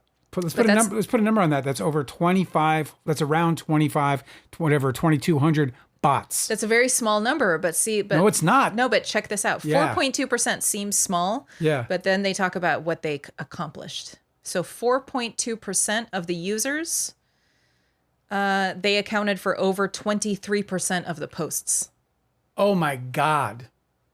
Now you have to think about that. That's 23,000 posts by about 2,000 accounts. That's 23,000 posts by about 2,000 accounts. Gudea report states the incident prompted intense personal attacks on Chappell Roan, calls for boycotts and significant misinformation, including satirical and fictional embellishments spreading as fact. Discourse ranged from, this is from their report, discourse ranged from legitimate fan criticism and debate about celebrity privacy versus fan treatment to coordinated attack campaigns and considerable satirical/humorous content that blurred the line with misinformation. Wow. This is similar to what Gudea previously reported around Taylor Swift in 2025. Last year, an online conspiracy theory, they claimed that Taylor Swift was a Nazi. Do you remember that? I do. So she had some jewelry that went out, or like some other parts of her promotion for her album were being people online, and it seemed like actual content creators on TikTok were like, guys, we got to talk about this. Like, this is bad. Like, is she part of like the alt-right or whatever, right? Right. Gudea found it was largely led by a bot army, one whose soldiers were involved in a similar astroturfing campaign against Blake Lively. So that was another thing. It was around the same time they were like, these are similar names. It's not super weird that people who are talking about Blake Lively are also talking about Taylor Swift, but what they're saying is that these weren't people. Okay. Right. Rolling Stone reported the theory of Taylor Swift's Nazi identification was tied to such flimsy evidence as a necklace that is shaped, which had little pendants shaped like lightning bolt. Yeah, and they thought it was SS. Yes. That maybe kind of sort of looked like an SS symbol, or fixating on an out of context use of the word savage in the song Eldest Daughter. The campaign began in places like 4chan, because this is, remember, Melissa Nathan described this.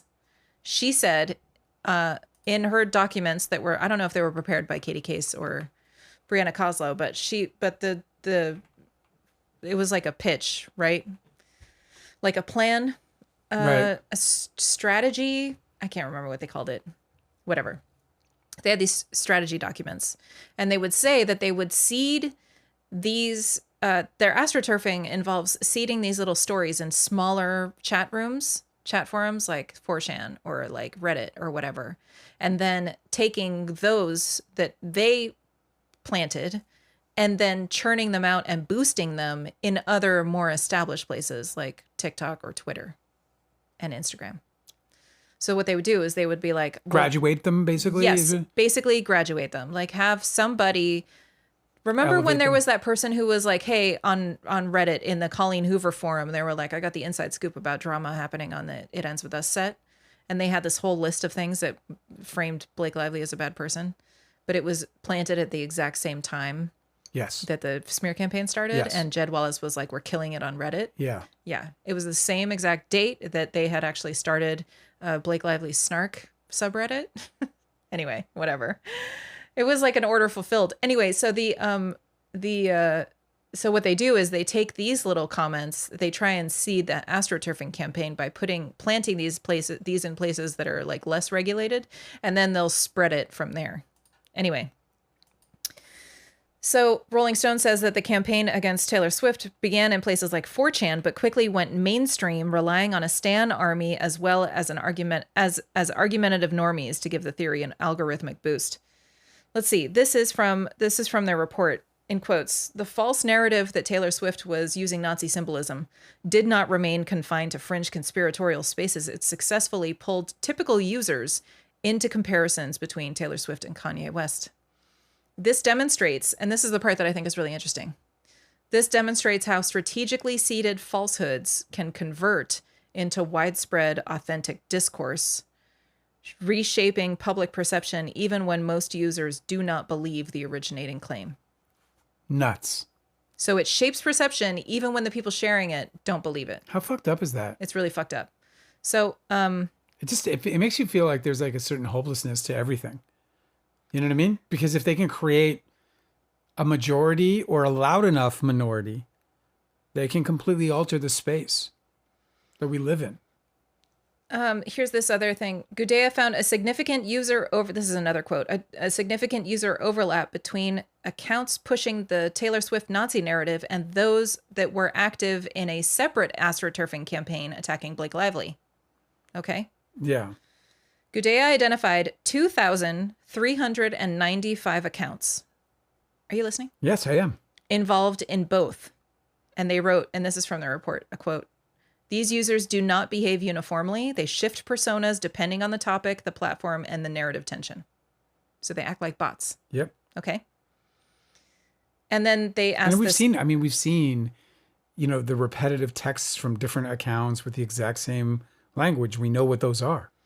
This is a really interesting part. There's no getting away from it. Gudea's head of customer success, which is a really hilarious title. They like head of customer success. They could have gone like corporate with the title, but they were like, "Nah, fuck it." The head of customer success? Yes. It's such a fucking cheeseball fucking... Gudea's head of customer success. Her name is Georgia Paul. Okay. Yeah. She's asked why. Okay. The disinformation campaign doesn't seem to have changed many minds, and it sure didn't hurt sales of Taylor Swift's The Life of a Showgirl. Okay. So what is it for? Why do they want to frame her as like a, closet Nazi? Right? There's a long game. So she says they're wondering, Georgia Paul wondered if the Swift campaign might be a test run for other more consequential events. She speculated that there might be this is a quote, that there might be other nefarious actors not US based who have reasons to see if I can move the fan base for someone as big as Taylor Swift, an icon who is this political figure in a way, does that mean I can do it in other places? Can I change Swifties? Because if you can control something that huge, it's like a test. If you can control and change the minds of a ecosystem, a fan base that strong and massive. Seems like a redundant statement in general. Like it's like, yeah, okay, but because we know they can, we know that they're doing it. Here's the thing here's what I say about it. This is what I think their intentions are. We'll put it out there. If it fucking takes her down, wonderful. If it doesn't, you saw what Blake Lively's past did to Blake Lively. So now they have Nazi. She's a Nazi. They have that historically. Because what happens is these people, they get fed this history of a person that gets, over time. That's true. So it exists out there for the next time they want to do a smear campaign. They have that they can pull especially on. If they can find something that even remotely layers. Resembles. It's horrible. Yeah, it's layers. They're creating a history that doesn't exist and on which they will be able to lean with new information. So if they've got a new Nazi type theme that happens, right? She puts something else out or, whatever, they accidentally make a swastika with their arms,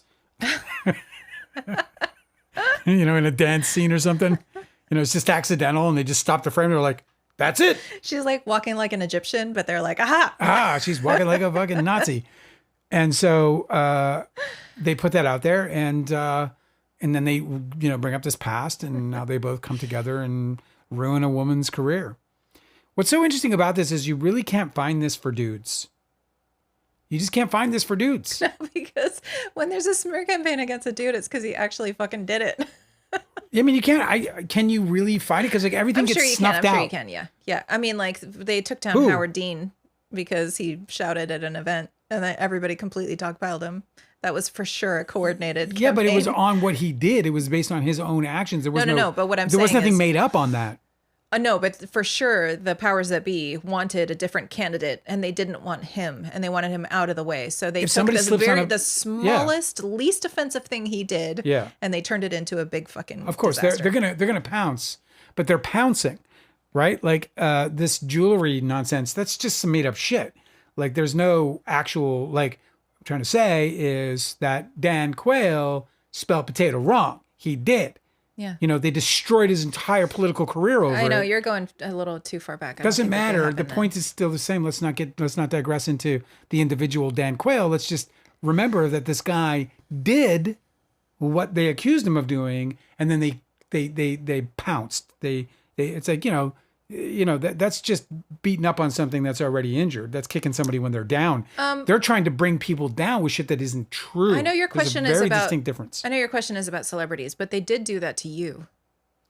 Well, yes, but again, these aren't situations like I'm talking about, like where they have a motive to do that. That's in like, that is a rivalry between the two of us, right? Leonardo DiCaprio does not like me. I do not like Leonardo DiCaprio, right? We are enemies for sure, right? He's just much more formidable, but we're enemies. And so Leonardo DiCaprio can go about his way in the way he treats his enemies, right? But our dispute is organic. It's between us. People are doing this like Jed Wallace. People are doing this as a career thing. This is what they're doing for the career. What Leonardo DiCaprio did, he did because he fucking. No, but what I'm saying is, they had a publicity army ruin the reputation of your film, so that nobody would question why. To serve their own purpose. And so we have to ask, what is the purpose? But I mean, as far as dudes go, I'm just saying, I don't really see it succeeding with dudes. What dudes has it succeeded with? Look what happened with Justin Baldoni. Justin Baldoni grew in popularity. Justin Baldoni became overwhelmingly popular. But is that real or was that bots? Like, do you really think that anybody gives a fuck? I think that is like any real flesh and blood people. I think that the narrative in the public's view was overwhelmingly in favor of Justin Baldoni. I think that was clear across the board. Just in the, and like, I mean, so, and yet he was the accused. He was the accused. And he's the guy who kind of walked away from the scot-free. So that's a good segue to this more. So the thing about Taylor Swift and the thing about Chappell Roan was last year. Okay. Yeah. But apparently they did new analysis. They're trying to stay relevant. Current. Right. So they got NBC. Well, there's more data. Yes. Okay. So Gudea told NBC News, new data, along with unsealed court documents and expert witness reports, offer the clearest view so far of the alleged digital operation against Blake Lively. And analysis from the behavioral intelligence company Gudea found, this is a quote, found inauthentic engagement around Lively. Court documents revealed that Lively's legal team focused on the little bump video by the Norwegian journalist. Let me just skip this part. Let's see. Little bump video, bro. I know, so stupid. God. You know what? That woman deserves to lose her career. By the way she spoke to Kirsty Flaw.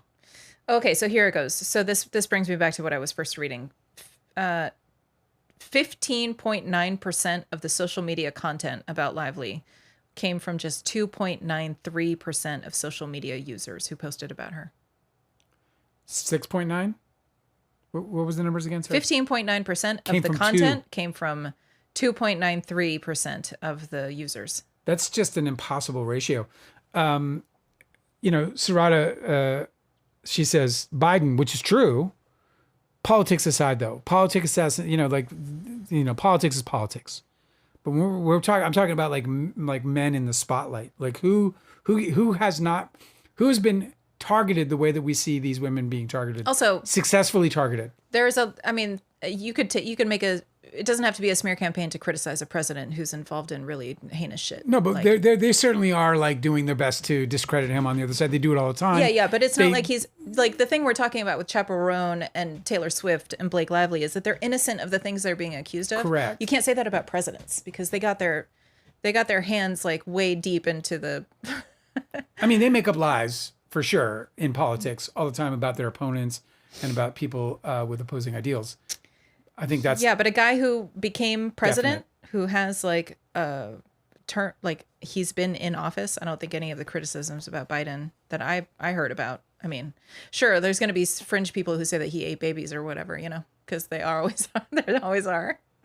I think you're making a correct point. I think you are right that they do that in politics all the time. I think in some cases they're able to be successful because the politician is messy. See Eric Swalwell, see John Edwards, so on and so forth. John Edwards, oh my God. But you can, but you know, but I think that they're also very successful with people who aren't so messy, just messy enough. See what's his name? The comedian from Minnesota. Senator. Oh, Al Franken. Al Franken. Like what Al Franken did was shitty and stupid and like insensitive. It was a completely different time in his life, and he was definitely being a comic. He wasn't trying to assault her. So yeah, wasn't that a USO tour? It was like a USO tour, and he was being an idiot. Yeah, of course. And it was insensitive, and it had misogynistic undertones. But those misogynistic undertones were more like of a social commentary than they were an indictment on his character, and through which I believe he has worked. In many respects, not just with women, but in all respects, really across the board. I mean, I thought he was a very progressive. I can't really remember the details of it, but I think I recall just like how Swalwell was like in denial of the first allegation, but then others came. Yeah. That he resigned over. Yeah. I think that Al Franken may have had something similar. Well, I can't remember. This is they pounce kind of thing, right? I don't know. So I think it's like, you know, I don't think that there was ever anything. How many? Let's just see, because that's an interesting point. You're going to look up Al Franken's takedown?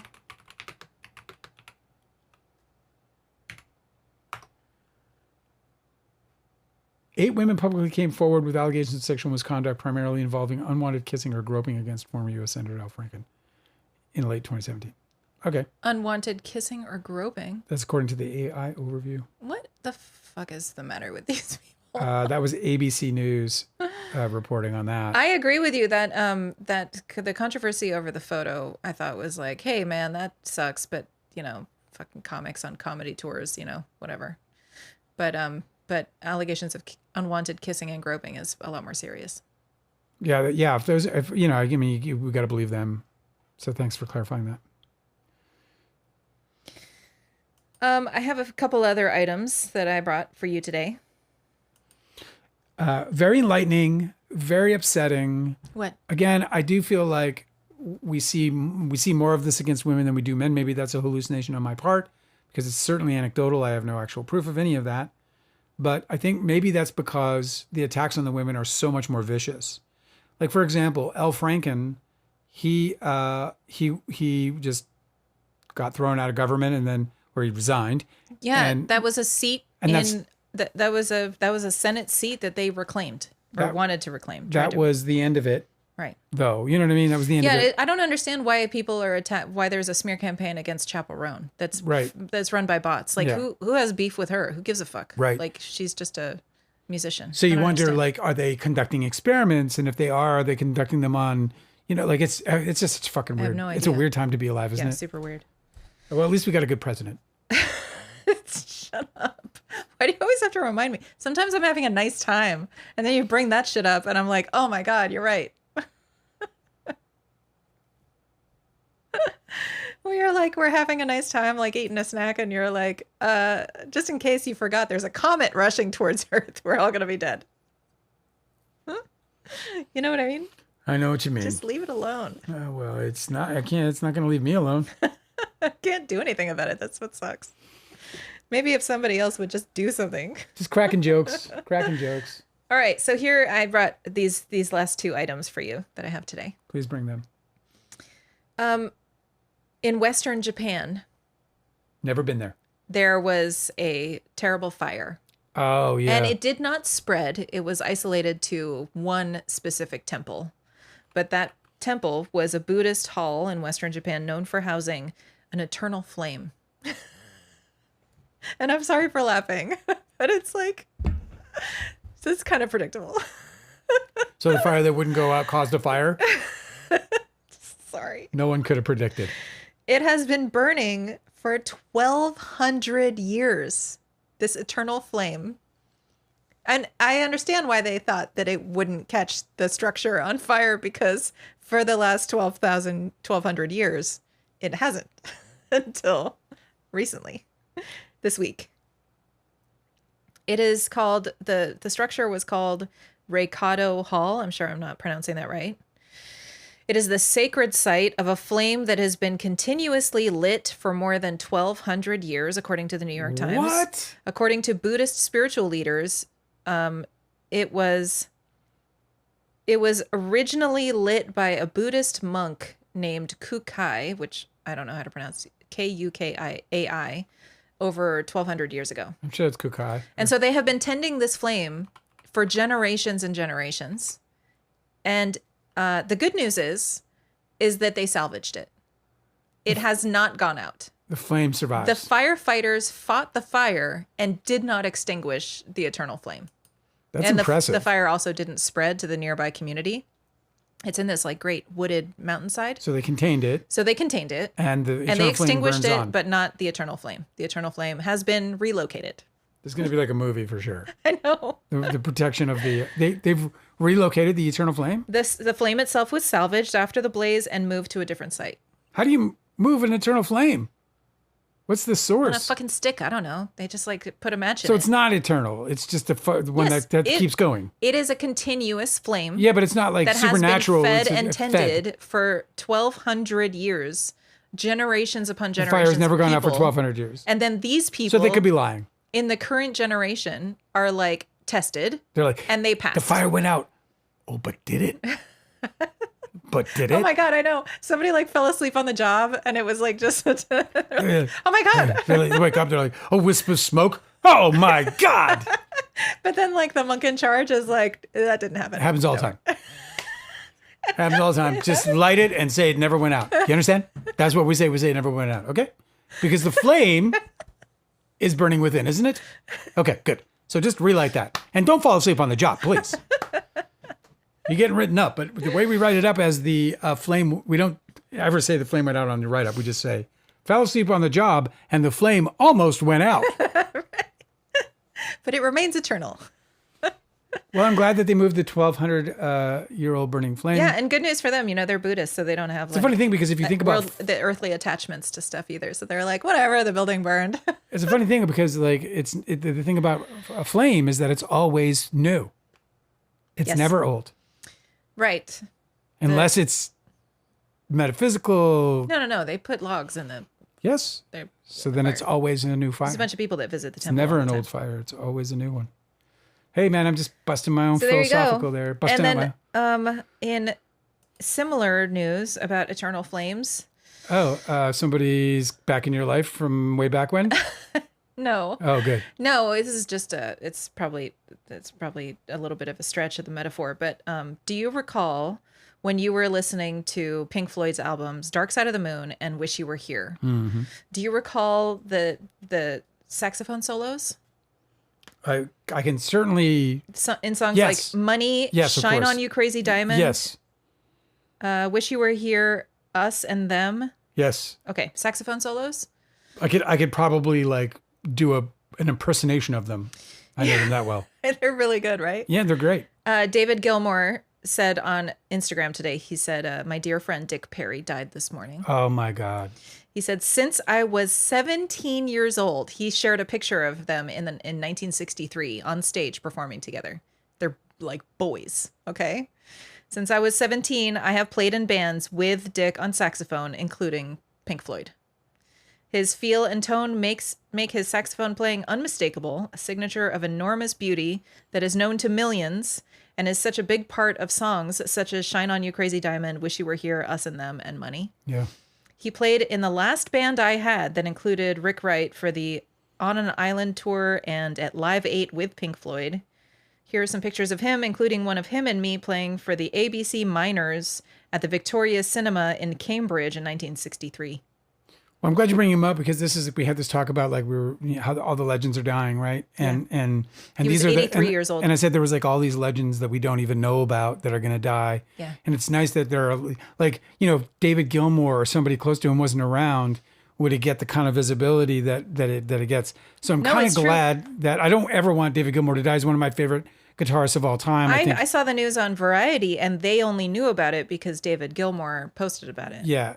So it's great. It's sad also to know, like, I always think about this, like because I read a lot of books and I always think about reading books and thinking about like, oh God, like how many books have gone completely and have gone into total obscurity, right? Mm-hmm. Where they're just sitting, one of the craziest pieces of news I found was that they found this old book of Latin.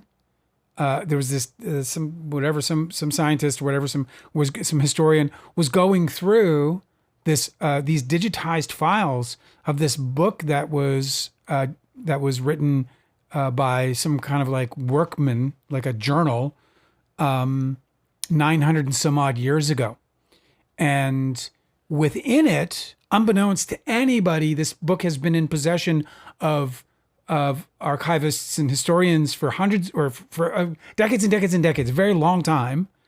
And this person was flipping through the digitized files, and they came across a poem written in Old English, which is now the oldest written Old English poem or anything. They found the oldest one. Yeah, now we now have the oldest record of Old English. No, it's true. And by the way, they did the translation they did the original, and there was only 2 words in the whole Old English poem that I knew. Yeah. On his. I know, it's a different language. Just on his were the only 2 words. Everything else was like, what the fuck is that? What the fuck is that? It is kind of like it kind of scrambles your brain when you think about all of the history that we know about isn't the history, it's just the recorded history. Yeah. Or like all of the archaeological artifacts aren't the oldest, they're just the ones that survived. Yeah. Right? Like or that have been found, Yeah. Like there's so much like more however old that Egyptian mummy was, and they found the Iliad. Where they found the Iliad in an Egyptian mummy's tomb. Yeah. Which means he liked that book. So crazy. Well, no, there was a specific passage that he said that the researchers think that was a belief in a part of the process, whatever, the ritual to the afterlife in some way. I can't remember. It's just so neat, though, that he was just like, what shall we leave for the dead man? Oh, well, he really liked that book. We should probably put that in there. It was like his favorite book. He hadn't finished it yet by the time he croaked, so maybe we should just like give it. Hey, until cremation cremation became the obvious choice, because people were like, "Yeah, man, when I die, I want to be buried in my piano," and then like another guy's like, "Yeah, when I die, I want to be buried with the remains of my favorite dog," all these fucking nonsensical things, and then that became like super expensive, and now people are like, "Yeah, when I die, just burn me." Because it's like everybody's like, dude, it's gonna cost like $12,000, and then we have to like buy a plot of land somewhere for that. I know, we used to be sentimental, but then it started costing money. Yeah, people were like, well, yeah. Then it became such a cash grab that it was like. There was that guy who's like, he's like, his tweet is like everlasting because it was everybody just thinks it's the funniest shit. Where he just said, "When I die, just bury me loose." I love the whole like getting buried in the forest. They're like they turn you into like a mushroom pod and they put you underneath a tree to sustain the tree. I'm just down with that. Oh, for sure. I love all that. I love that idea. Who was it that there was somebody that we were talking about? Compost me. I don't remember who it was. I'm really bad at this sort of thing, so if you're listening, I apologize. But there was somebody who was talking about how they traveled to another country to visit an ancestor's grave, and they were so distraught because they went to that old church and they found that their ancestor's grave had a tree growing on it. And they were like, I can't believe that they would lack the basic maintenance to keep a tree from growing in my ancestor's grave. Like, how appalling. And they were so upset and distraught about it. Cut that tree down. Meanwhile, it's like, It is your ancestor. That's what I said. I was like, well, that's so wonderful, don't you think? Like that the person who's buried there is living on in sustaining. I would hug the tree, dude. I would go and I would embrace the tree. I would ask for that to be done to my grave. For real. I mean, it's so amazing. But apparently I mentioned that, and it was probably extremely insensitive to do it, but it ended up landing really well. I mean, like, I regret doing it still, but it landed well enough that it changed their perspective about it. Oh, really? Yeah, I was really lucky because as soon as it came out of my mouth, I'm like, don't fucking say that. Well, no, it is lovely. I mean, can you imagine, like, think about this, like, if I died, when I die, if I were buried in a forest and where, a Douglas fir took root and lived an entire lifespan, that tree could live for 1,000 years. Yeah, that's right. And it could be a giant, hundreds of feet, 100, 200 feet. And it would have been in part because of you, Yes, I would be a part of, in the same way that Don's Plum inspired season 4 of Stranger Things, I would be infused with a big giant tree, along with the dung of the beetle. I got a quick story for you. You remember Matthew Lillard getting outed by Quentin Tarantino? He's being like an asshole. Do you remember this? No. You've got it wrong. Oh, okay. Quentin Tarantino just decided to do like a publicity tour where he was just like randomly shitting on actors. Yeah, exactly. Saying that they're not the thing. He was talking to Bret Easton Ellis, so I guess he thought that it was like a fucking secret boys club or something where they could just talk shit about people together. Can I just one-on-one on this one. I know, like just between you and me, and he's like on a fucking microphone on like a globally broadcast podcast. It's so fucking stupid. Anyway, so it was the same conversation where he said that he said that There Will Be Blood was really good, except that, what's his name? That actor. Oh, I don't know. Yeah, right. Paul Dano. That Paul Dano was like shitty or something. And then there was a huge outpouring of support for Paul Dano. It would have been a masterpiece were it not for the casting of Paul Dano. I know, which is like false. First of all, like you're wrong. But he also that movie goes up against any Quentin Tarantino movie, period. But it was the same conversation that he did the same thing with what's Matthew Lillard. Yeah, where he said that Matthew Lillard isn't a good actor. Yeah. And so I thought he brought him like incidentally, like but it doesn't matter. So he dissed on Matthew Lillard, right? Yeah. And we know that. And Matthew Lillard even came out and said, "Yeah, that sucked. That was kind of painful to see." Of course. It's like I don't really need that from you. Like it's like I was wondering why you never called. Well, somebody did call. He got a job. He's going to be in the Superman sequel. Yeah, of course. Because here's the thing: is that it provoked a. He might be like, "Can I get your address for Christmas cards?" Quentin Tarantino, give me the exact address. You have a Christmas card coming with a gift card. Yeah, right. It's just so it's so revealing of somebody's character when they randomly like fire shots for no reason. When they punch down, like nobody is at the top of their game quite like Quentin Tarantino got to be, No. So like anybody he's criticizing, it's going to be punching down, and you just don't have to fucking do that. Like, why do you have fucking beef with Paul fucking Dano? Especially when fucking Matthew Lillard has never tried to put himself on any kind of pedestal. He's never walked around in some kind of pretentious state of like mastery. No, and it's just so telling the difference between their characters too, because when Matthew Lillard finally did talk about it, he was really fucking gracious about it. Yeah, he seems like a really nice guy. I know. And he took it on the chin, and it was really amazing. And I doubt that Tarantino would be capable of being that cool, And he was trying to compare him to what, Matthew Lillard in fucking Scream? Like there was no performance in Scream. I don't know what performance he was talking about. I don't know if he was talking about SLC Punk or what. Like I don't even know what the movie was. I forgot about that one. And look, it doesn't even matter if you think Matthew Lillard There's only one Matthew Lillard in your heart, is what you're saying? Yeah. The Scream one. Where he's particularly bad. I'm sure he contains multitudes, babe. I'm so happy for him that, he got a job, and I hope he fucking kills on it. I hope he doesn't He will. I hope he doesn't show up with like PTSD on it. Be like, I'm a bad actor. Quentin Tarantino said so. I'm sure he does not give a fuck what Quentin Tarantino has to say about him. He does, because he came out and talked about it. He does. Well, no, just because it because it got publicized all over the place. That's what probably made him sore about it. I don't know for sure if we're going to be here on Sunday. I hope so. We'll talk about it, Angela and I, because I might not be done the Capricorn deck. And if not, then we might just come on and do the cancer deck and then just do Capricorn the next week, because the cancer deck is whatever 21, 22 slides right now. It's it's a good hour and a half conversation at least. So we might just come and do that one live. We like to do the axis for you because they're going to eventually be one video. So when I finally publish this as an actual study video, I'll be publishing it as an axis with the two videos. So look for a post from us on Sunday. I'll chat on Sunday regardless. Actually, you know what I was thinking of doing, Angela? What? Well, Angela's got this idea. She's like, Dale, I want to send your books to the people that you like and that people you think might like the work into real Hollywood memoir. Oh, don't expose us. So we're trying to do this in secret. So Angela came up with this. This is like a secret scheme of mine. So actually, Angela, you're just going to tell the whole world, huh?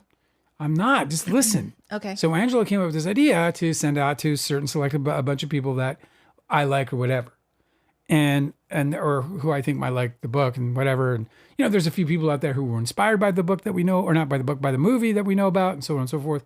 So send to these people.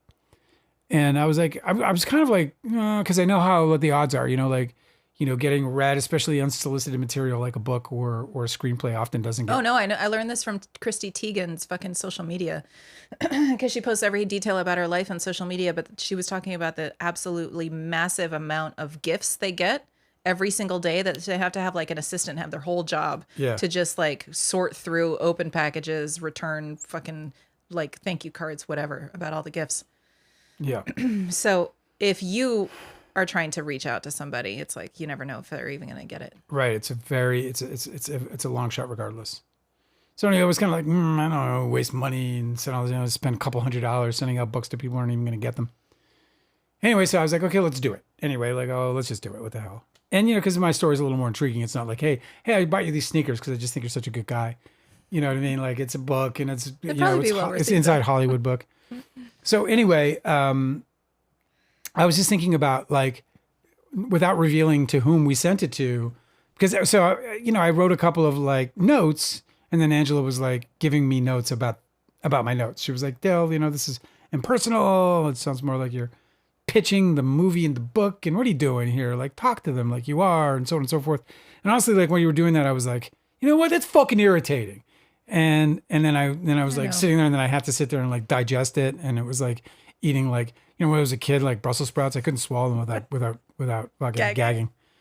So I was swallowing this advice. I was like, so you're saying that when I give you advice, it's like eating your vegetables? Only when I hate the advice, or I don't like the advice, or I think the advice is just slowing me down.